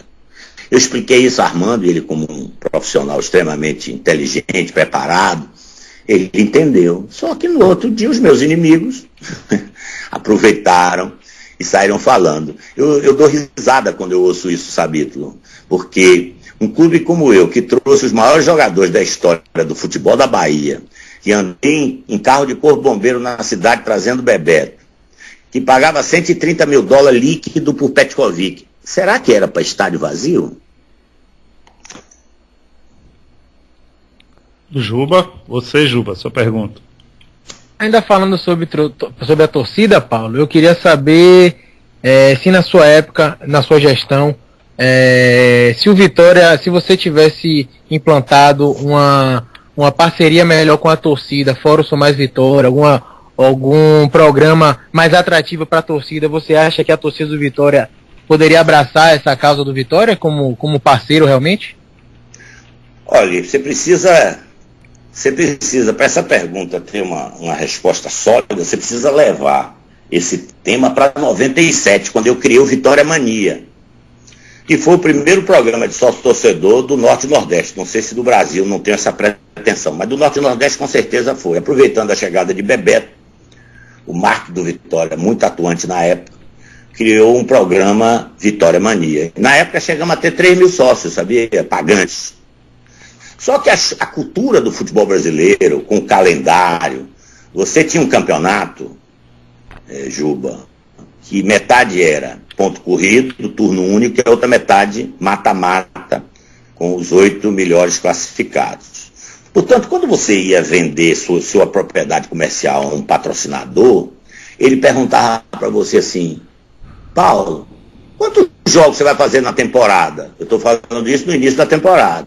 Eu dizia: olha, eu não sei. Se eu me classificar é X, se eu não me classificar é Y. Assim o torcedor. Como é que eu podia fazer um programa de sócio que nós fizemos? Fizemos o Vitória Mania e depois fizemos o Sou Mais Vitória, que perdura até hoje, precisando de urgente modernização. Certo? Como é que o torcedor iria comprar o ano inteiro se a gente não sabia quantos jogos ia disputar? Entendeu? Então era muito complicado. Hoje você faz essa pergunta, parece uma coisa simples. Na época, a circunstância, a conjuntura do futebol brasileiro não permitia sócio-torcedor. E nós já tentamos. Eu saí do Vitória com o Sou Mais Vitória implantado, informatizado. Só que o Campeonato Brasileiro de Pontos Corridos, que, modéstia à parte, eu tive uma posição decisiva, eu posso dizer com muito orgulho que se o Campeonato Brasileiro de Pontos Corridos existe hoje é por causa de mim. Eu não posso nem dividir com os outros. Porque eu fui decisivo numa reunião no Flamengo, do Clube dos 13, quando nós conseguimos. Eu, pessoalmente, falei com o Dualib, falei com o Zezé Perrella, eles tinham os votos plurais, de três votos por clube, nós tínhamos um voto, nós conseguimos ganhar. Porque eles não queriam ponto corrido, burros, né? Porque ponto corrido é bom para os clubes grandes, muito mais que para os clubes pequenos. Aí você vai perguntar: mas se era bom para o clube grande, por que você defendeu? Por causa disso que eu estava lhe explicando antes. Eu precisava ter orçamento. Eu precisava saber, no início do ano, quantos jogos eu ia fazer. Então, se eu não ia ter facilidade para ganhar Campeonato Brasileiro, mas eu precisava dar ao Vitória um orçamento dentro do exercício, para que ele pudesse sobreviver e depois crescer. Então, essa é a resposta que eu posso lhe dar nesse momento. Ô, Paulo, voltando a falar um pouco da atitude, da sua atitude, inclusive, foi muito comentado na época, invasões de campo, invasão de vestiário, e você chegava junto... Né? Oi? Que bom, né? Pois é, que chegava junto do juiz lá, porque o juiz às vezes estava fazendo alguma coisa que não te agradava, não agradava a torcida, e chegava junto pressionando. Isso cabe hoje no futebol de hoje? Hoje não. Hoje com o estatuto do torcedor não cabe mais. Se você entrar no campo, você perde o mando de campo. Na época cabia. E eu ganhei muito jogo e muito título. Assim, o campeonato de 90 eu ganhei dentro do vestiário do árbitro. Botei ele sentado na latrina. E ele só levantou para dar o jogo pro Vitória contra o Fluminense. Você recebeu algum processo desse juiz, jogador, alguma coisa assim? Não, do juiz não, mas eu fui o dirigente mais penalizado da história da Bahia. Eu tinha 1000 dias de suspensão em média. O tribunal, eu nunca fui simpático aos presidentes de federação, me puniam gravemente, mas eu não dava bola. Eu só não assinava pelo clube, o resto eu fazia. e invadi Bavi, já dei chute em bola na marca do pênalti, já dentro do banco de reserva do Bahia, já apanhei também de policial muito, tudo em defesa do clube. Eu acho engraçado que eu vejo alguns torcedores que não gostam de mim, sabe, gente? Criticar porque eu invadi a área, porque eu era duro, que eu era grosso, que eu era... Que imagine, eu defendendo o Vitória. Paciência. E precisava também defender o Vitória de jornalista e tudo? Claro. Se o jornalismo na Bahia era todo Bahia. Se o jornalismo aqui era assim, você era vice-campeão e como foi agora. Estão voltando as origens. E todo mundo elogia o Vitória porque fez uma bela campanha, perdeu por azar, por falta de oportunidade. Era assim, né? Era cronistas que diziam que eu estava vendendo ingresso falsificado na porta da sede, né? Era assim. Naquela época e hoje eu creio que ainda existe isso. Jornalista é bancado por clubes? Olha, eu não quero...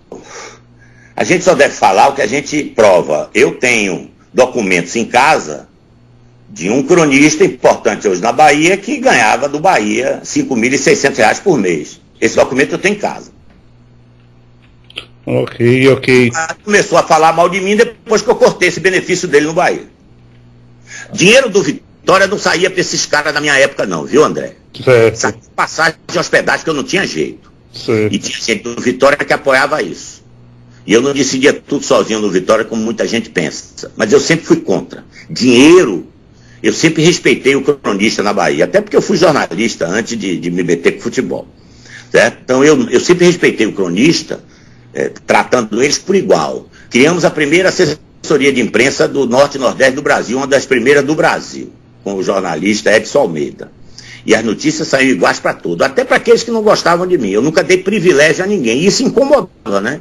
Tinha gente que queria viajar com 3 cronistas, viu? Não, vai viajar todo mundo com 2. Não tem privilégio para ninguém. Você é amigo de Mandeca, mas não vou lhe dar. Esse cara tá aí até hoje, pode, se for homem, pode testemunhar. Então, o dinheiro do clube era do clube, não era de cronista. Cronista que se vire para ganhar seu dinheiro. Pois é. E outra questão, eu não me recordo, também era um pouco jovem, mas você normalmente acompanhava o time também fora. Normalmente você fazia esse tipo de trabalho junto, fora? Eu nunca deixei de viajar com Vitória. Pronto, você viajou, eu não me recordo se todos, eu sabia que você ia, mas não sabia todos. Eu vou lhe dizer, eu devo ter viajado 99% das vezes. Aliás, você perde a família quando dirige um clube de futebol, sabe? Porque principalmente um clube sendo construído, né?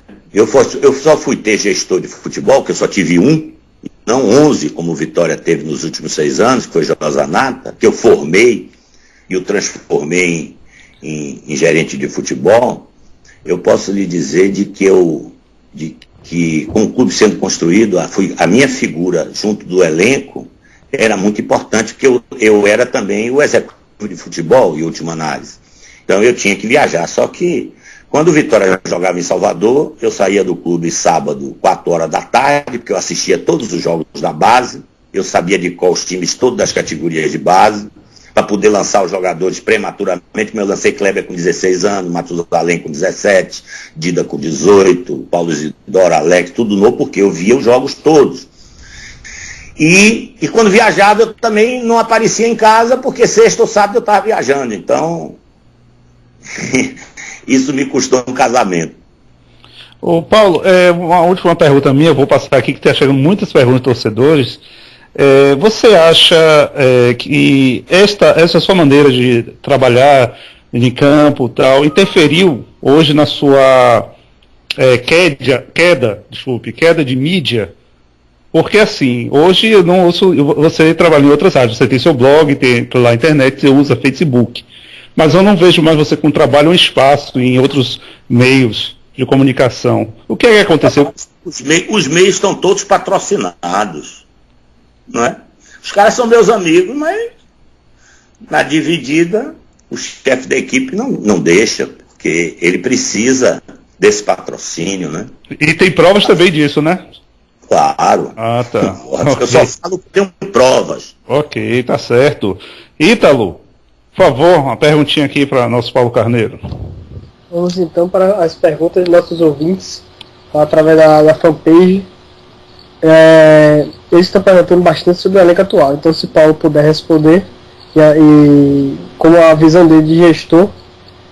A primeira pergunta de Walter Oliveira, ele pergunta se hoje Paulo Carneiro, sendo presidente do Vitória, ele aceitaria a Carpegiani ficar comandando o time das tribunas, ganhando um bom salário. E a outra pergunta logo em seguida é se Ricardo Silva seria o atual treinador do Vitória, já que ele ganha 25 mil segundo ele e Carpegiani ganha 200. Não seria. Sou amigo de Ricardo. Quem contratou Ricardo por Vitória 2 vezes fui eu. Sou amigo da sua família. Tenho um carinho por ele enorme.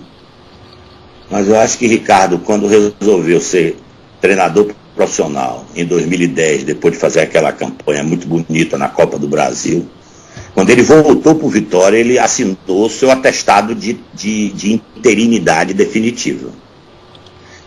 Quanto à questão de Carpegiani, é muito difícil eu falar de fora. Mas com certeza eu não contrataria Carpegiani e nem contrataria por esse salário. O time do Vitória, para subir, pode contratar um treinador de 50 a 60 mil reais.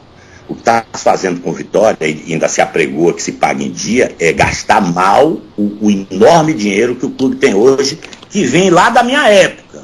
Fui eu que criei essas condições. Tá?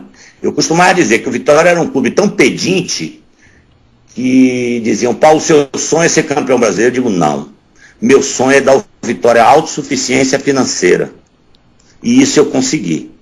Certo? E quase fui campeão brasileiro 2 vezes. Isso é de São Paulo. Essa questão de legado, quando a gente fala, não é só patrimônio, mas também não é só dinheiro de caixa, patrimônio. O título também não seria um legado? Seria, mas você quer um clube que aos 92 anos não tinha uma cadeira para o presidente sentar, você quer que ganhe o título assim? O Vitória é um clube jovem, gente. Jovem como vocês. O clube tem 20 anos. Não é que não tenha feito nada no passado.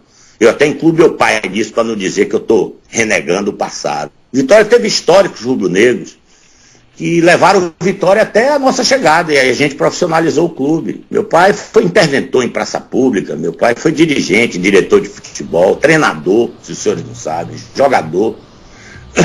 O Vitória foi construído sem profissionalismo.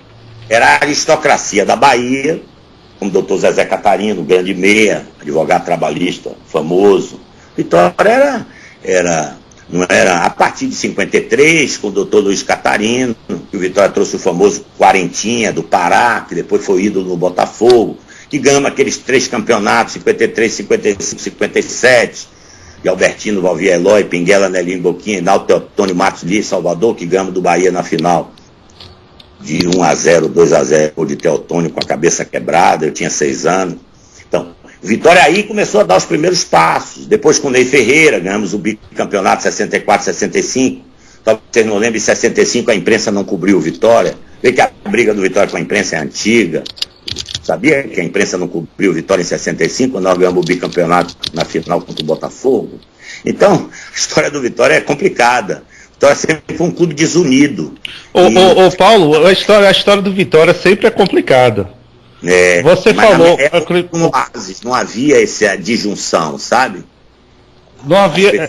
Você acha que eles, todo mundo reclamar, iam lá na minha sala e me reclamavam de mim, não saía nada da mídia. Mas jogadores também tinham problemas lá dentro, casos de problemas de concentração e tudo. Ou só a administração, a gente está falando só de administração? Se o clube não tinha administração, como é que podia ter jogador satisfeito?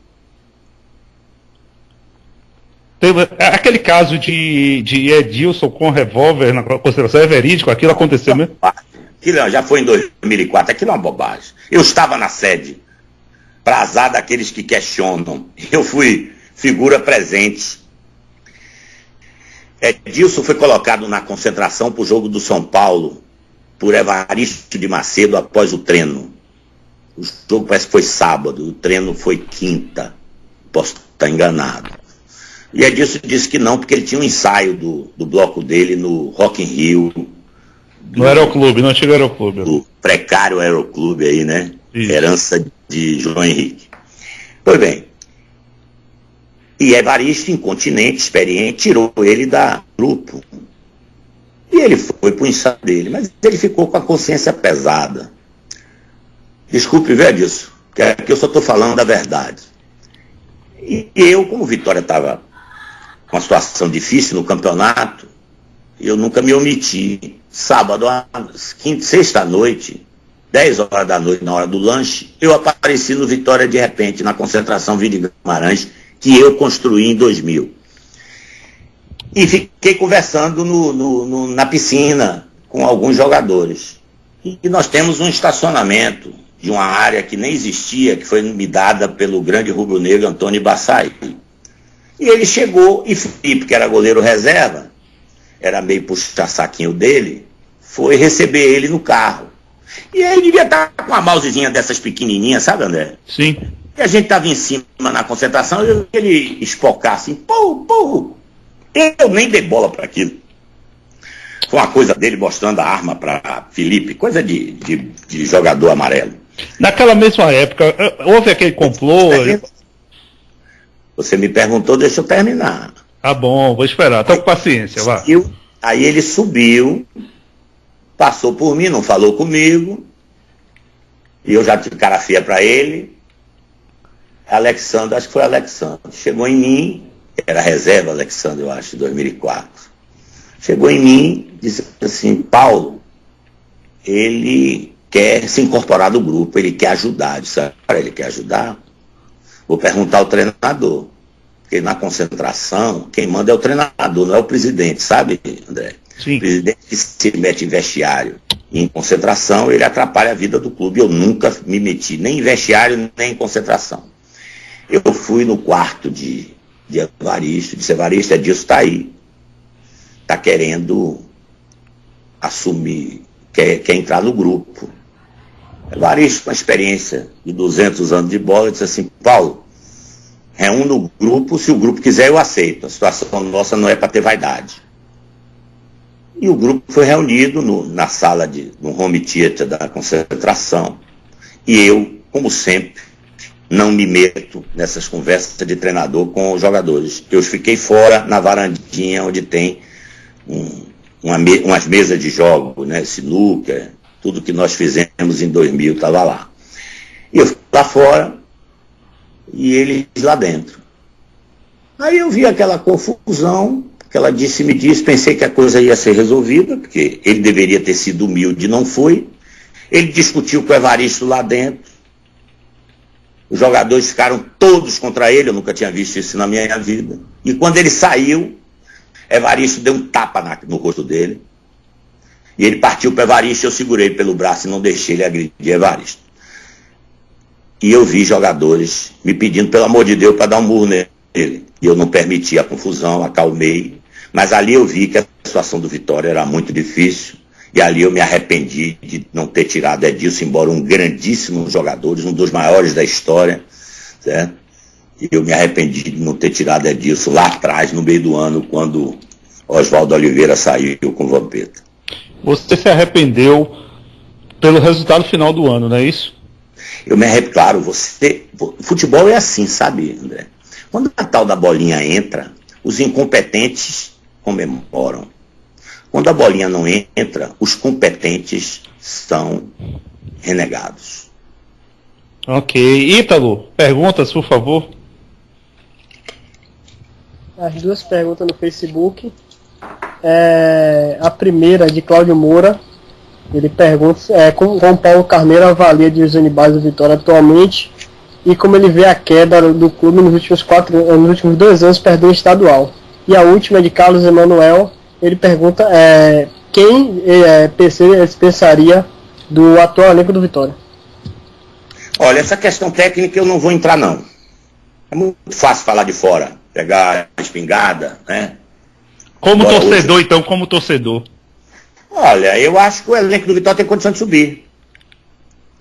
O que eu vi no jogo do Criciúma, embora o time tenha feito um péssimo segundo tempo, só no final que apertou, porque a zaga do Criciúma é baixa, mas eu acho que o time tem condições sim.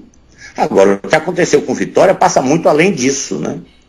Passa pelo apequenamento do clube, passa pela desconstrução de tudo que foi feito, pela desprofissionalização do clube.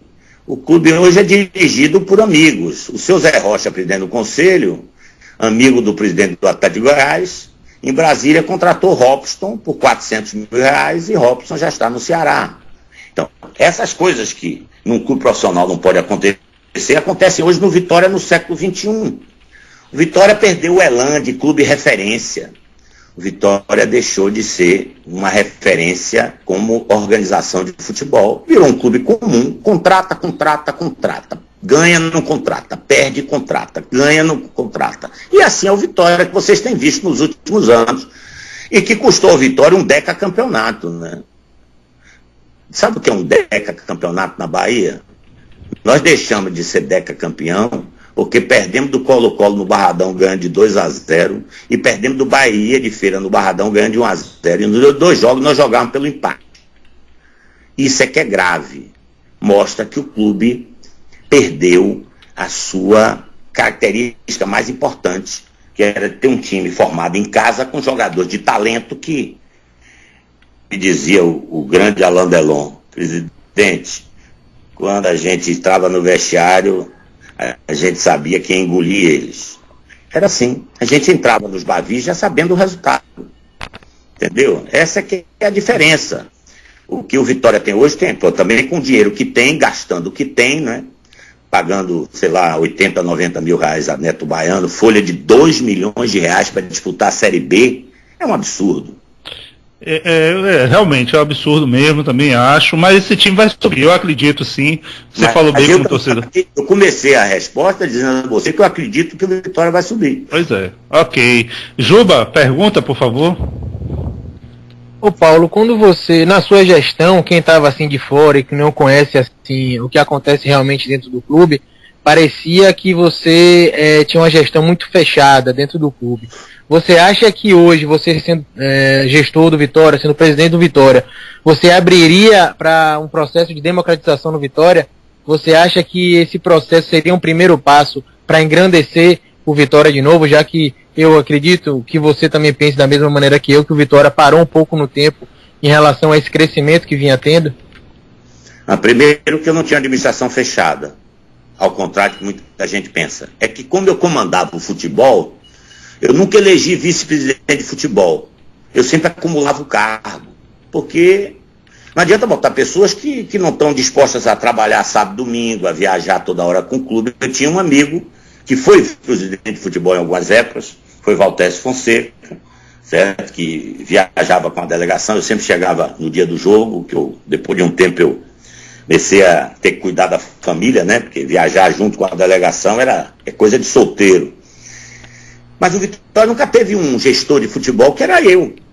Então eu aparecia muito, que eu que dava as entrevistas, eu que contratava, eu que dispensava, que eu era o comandante do futebol e também presidente do clube. Agora eu preciso lhe dizer, e o grupo que, sabe, dizem que quem é centralizador, arrogante, como dizem que eu era, ou que eu sou, como é que esse grupo trabalhou comigo 16 anos, está todo lá até hoje? Eu quase não tive rotatividade de mão de obra na minha época. Eu formei essa equipe, está toda lá. Amadeu do Sub-20 é de minha época. Os treinadores, Carlão, João Paulo foi meu jogador, todos estão lá até hoje. Ô Paulo, todos estão lá até hoje, mas você falou que só tem como o amigo Ivan, o doutor Ivan, né? Eu estou falando de profissionais, eu não estou falando de amigos. Isso, aí que eu ia chegar. Eu não trabalhava com amigos. Isso que eu ia chegar. Mesmo assim, existe no seu trabalho ingratidão profissional? Não, de jeito nenhum. A questão está no conselho, não está na operação do clube. São todos meus amigos que me escrevem, que me falam. Não, eu não tenho problema nenhum, eles estão lá até hoje. A maioria, 90% do grupo que eu montei está no Vitória até hoje.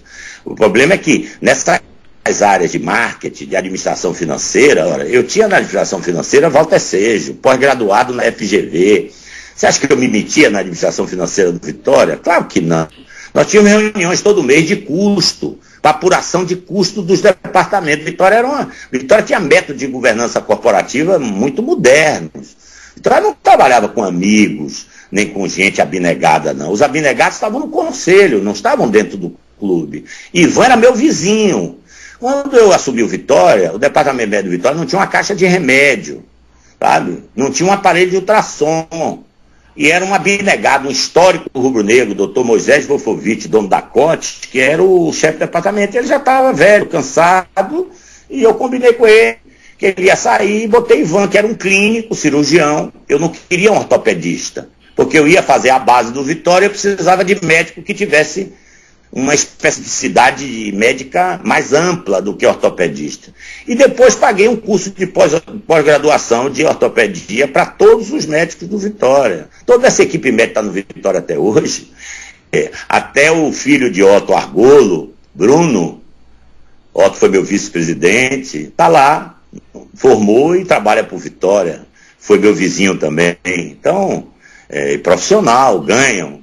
Então, no Vitória na época, tudo departamentalizado. O marketing, eu tive vários chefes de marketing que tocavam o marketing do Vitória, não era eu que tocava. Eu tocava o futebol, era o que aparecia na mídia. Por isso que aos meus inimigos, as pessoas, aos espíritos de porco, dá a impressão de que eu era centralizador. Não, eu no futebol, quem tomava as decisões era eu, e a responsabilidade era minha.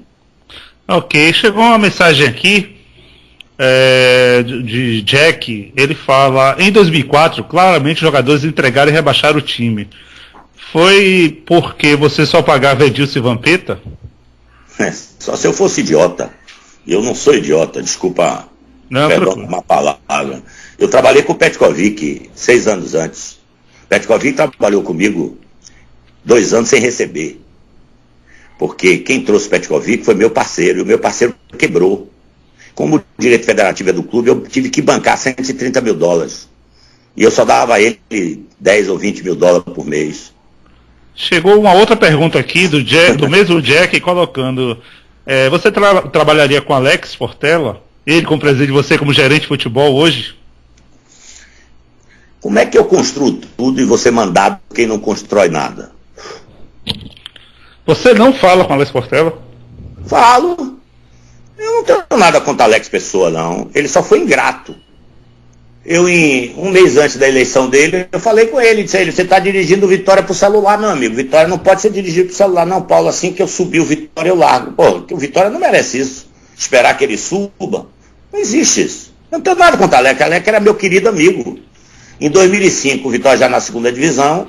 A última comenda da Artemio Valente que eu dei foi Alex. Eu me lembro da família toda chorosa me abraçando na igreja da Vitória.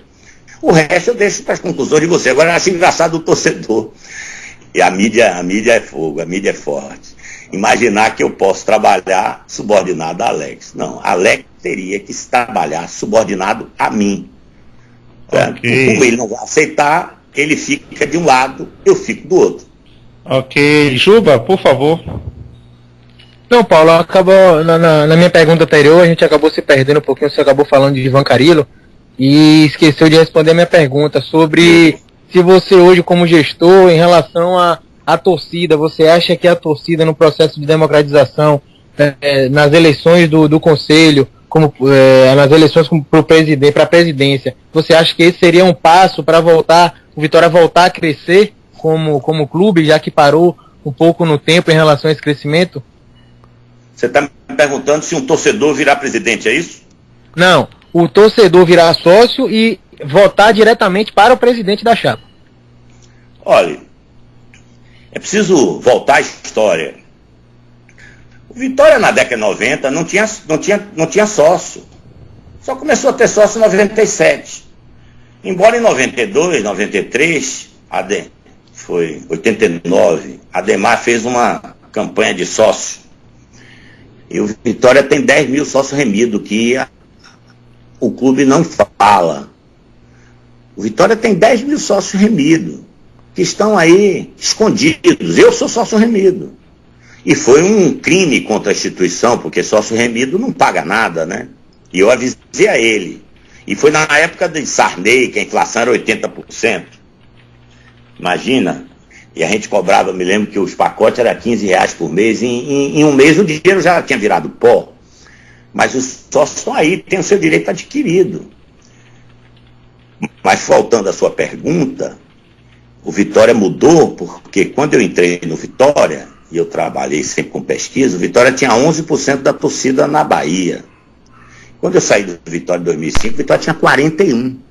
Portanto, o que mudou, além do legado do patrimônio, dos títulos, eu acho que o maior legado que eu deixei no Vitória são dois. Um foi entrar no Clube dos 13, que deu autossuficiência financeira ao clube, e o outro foi o crescimento dessa jovem torcida rubro-negra, que não conhecem porque são envenenados por gente sem escrúpulo, sem vergonhas, cafajestes, né?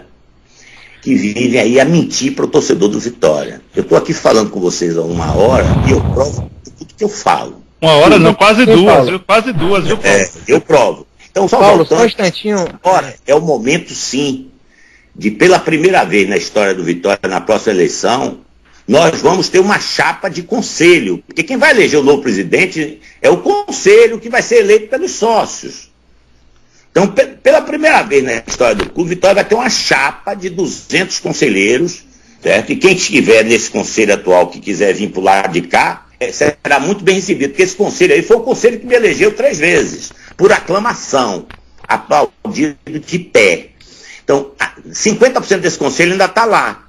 Se eles quiserem se bandear para cá para faltar até alegria, venham, porque o Vitória vai ter uma chapa de conselho que vai para a eleição, e esse conselho, sendo vitorioso, é que vai eleger um novo presidente. E isso é o que vai mudar na história do clube a partir de 2013, mas preciso que vocês, torcedores, se mobilizem, porque junho é o último mês de virar sócio, porque 18 meses é o tempo limite mínimo para que o torcedor esteja habilitado a votar na chapa do conselho, para depois votar no presidente, sendo conselheiro. Opa. Não vota direto para presidente. Por falar em conselheiro, você é conselheiro ou não é do Vitória? Hoje? Claro que eu sou conselheiro. Que bom que você lembrou dessa pergunta, André. Te agradeço muito. Esse negócio da minha expulsão do conselho é das coisas mais sem vergonhas, mais descaradas que a história do Vitória. Aliás, a história do Vitória é terrível, né? Porque em 1970, meu pai foi interventor em praça pública. Ô Paulo, só quero te pedir um pouquinho, que a gente já está com o horário apertado aqui para acabar. Você mais conciso. A Vitória foi feita em 1970 e não encontramos um arquivo. Portanto, a história do Vitória vem desse tempo. Esses caras criaram no estatuto a comissão de ética só para fingir que estavam me expulsando do conselho.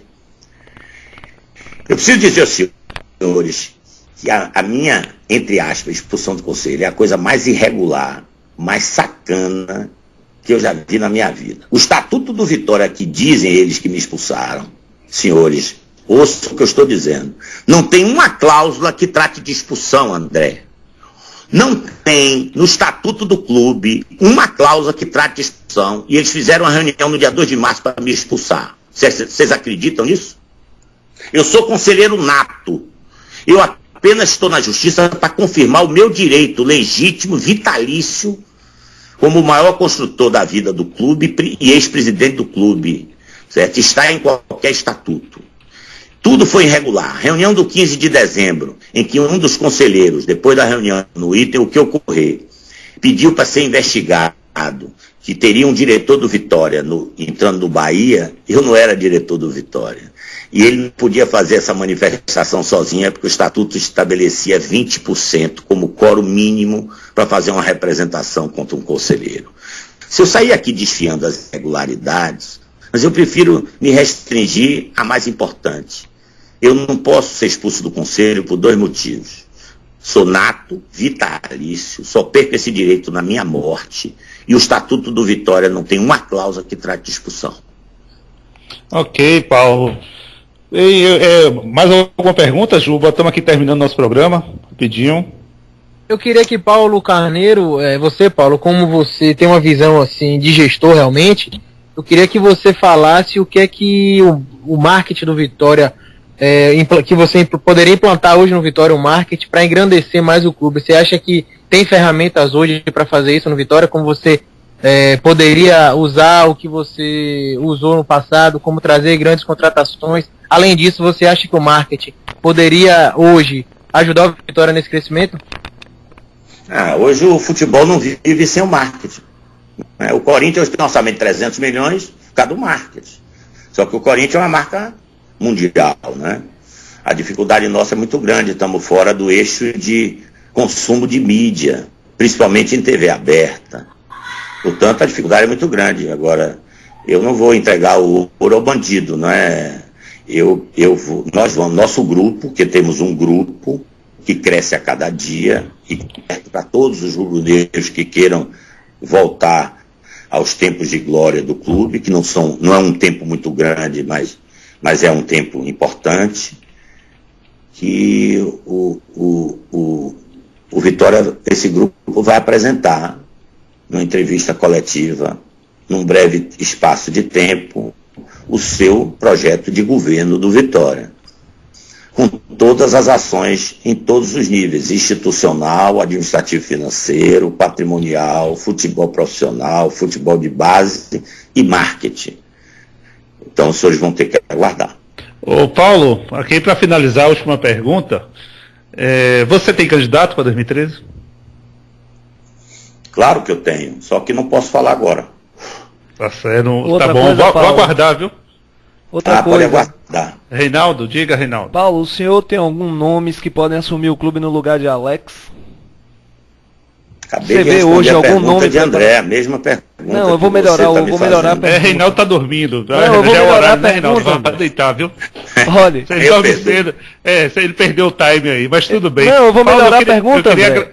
Diga, Reinaldo. Eu vou melhorar a pergunta. Ah, Se ele vá, vê vá. hoje algum nome que possa assumir o clube no lugar de Alex, algum nome competente. Ah, tá. Se você tem. Não é que ele tá falando sugestão no mercado, eu entendi agora. Isso. Não, no mercado não. Quem tem que dirigir o clube é um rubro-negro. Pronto. Quem tem que gerenciar o clube precisa ser um rubro-negro. Nós tivemos um tricolor no Vitória que nos deu tantas glórias, né? Então, profissionalmente é assim. Mota é Bahia doente, meu amigo de infância, esteve no Vitória durante 10 anos. Então, vamos acabar com esse preconceito bobo. Profissional é uma coisa, paixão é outra. Com certeza. Vamos lá. Então, gostaria de agradecer sua presença aqui, tá? Nosso programa. Nós estamos sempre aqui ao ar nas sextas, quartas segundas, quartas e sextas, a partir das 19 horas. Sempre como temos entrevista, estendemos um pouco mais, vamos até 21 horas. Vocês podem continuar escutando, e você, Paulo, também. E fica à vontade, quando quiser, mantenha contato sempre com a gente. Tá? E sua mensagem final aí para o torcedor que está nos ouvindo. Olha, eu acho que eu estou falando com uma torcida muito jovem, que quando eu saí do Vitória ela tinha entre 14 e 16 anos. E esses torcedores que é o Vitória do futuro, que procurem se informar do clube, porque essa história de dizer assim, não, passado é passado, não. Quem não tem passado, quem não cuida de seus entes mais velhos, não pode ter uma família, não é? Quem bota seus entes mais velhos num asilo, não pode se sentir filho de ninguém, não é? Então eu quero dizer a esse torcedor de que eu realizei meu sonho de ser presidente do Vitória, posso até voltar a ser, mas não tenho essa pretensão. Isso deve ter decepcionado meus inimigos. Eu hoje estou me relacionando com um grupo de jovens, como muitos desses que até me atacam nas redes sociais, eu entendo, porque pecam por ignorância, por falta de conhecimento, certo? Eu respondi a todas as perguntas aqui, não tem um papel na minha mão, porque a vida do Vitória é tão fresca, tão clara na minha vida, que eu não preciso de um documento para responder de forma fática e objetiva a tudo que me pergunta. Não quer dizer com isso que todos concordaram com as minhas respostas, mas também ninguém pode aqui dizer que eu hesitei em algum momento, em alguma pergunta. Se eu tomei algumas decisões no passado que vão de encontro a alguns apaixonados do negro, eu peço que me perdoe, mas os meus interesses familiares são sempre majoritários e preponderantes aos interesses coletivos, sabe? Então eu quero deixar aqui esse abraço e dizer que estou rejuvenescido, agradeço essa oportunidade que vocês me deram, principalmente você, André, que me ligou, que me escreveu, que até a gente acertar essa entrevista, porque tinha muita gente aí dizendo que eu estava financiando essa entrevista para você, não foi, André? Pois então, é. Eu quero saber disso também, vamos ver se tem provas aí. Exatamente. Essa turma que fala sem provas, certo? Que usa a rede social, Esses caras que até já trabalharam comigo, certo? Essas pessoas precisam se reciclar, certo? Porque não vão me amedrontar, certo? Esses valentões de rede social, certo? Não assusta nem uma mosca, certo? Então eu não estou aqui para criar nenhum tipo de conflito e apenas para dizer ao torcedor do Vitória que eu vou estar no processo sucessório do Vitória, sim, e que nosso projeto é de poder, sim, para que o Vitória possa voltar a ser respeitado no futebol brasileiro. Um abraço, obrigado. Obrigado a você, Paulo. Ítalo, a despedida. Queria agradecer ao Paulo Carneiro pela presença, esclarecer muitos pontos. Agradecer a bancada hoje aqui presente e amanhã torcer para o Vitória vencer o Ipatinga para retomar esse caminho de subida aí, que o Vitória merece estar na Série A, né? Tá certo. Juba, por favor, considerações finais. Boa noite, André, a todo mundo que participou hoje do programa, em especial a Paulo Carneiro, que disponibilizou um pouco do seu tempo para esclarecer algumas perguntas, principalmente dos nossos ouvintes.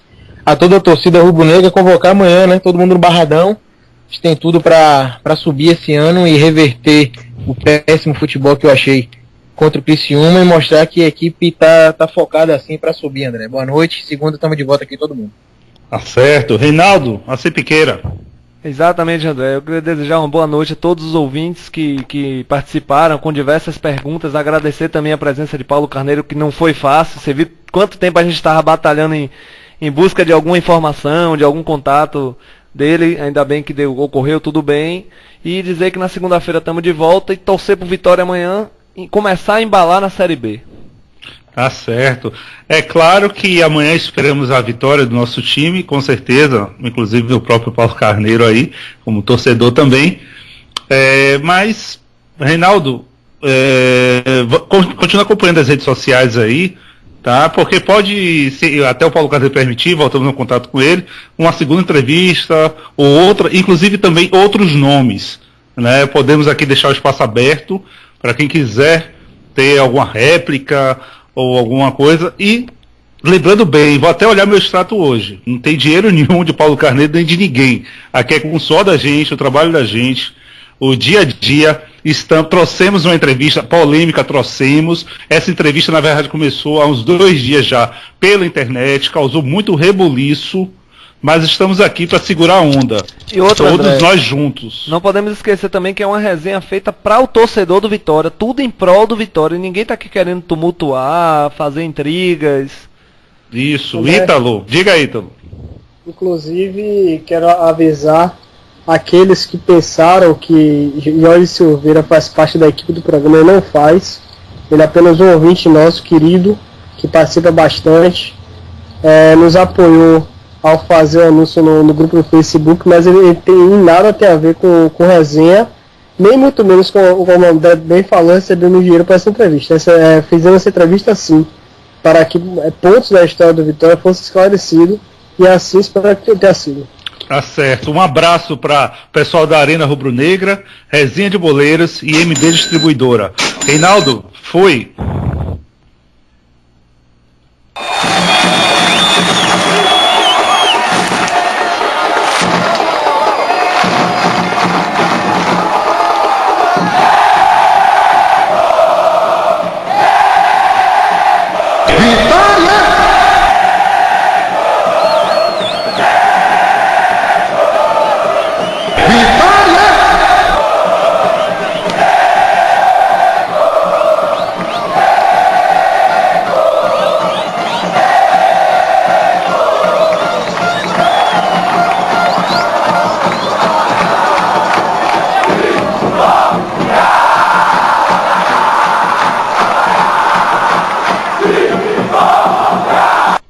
O programa que você ouviu foi de produção independente. Os fatos e opiniões aqui expressos foram de responsabilidade de seus realizadores.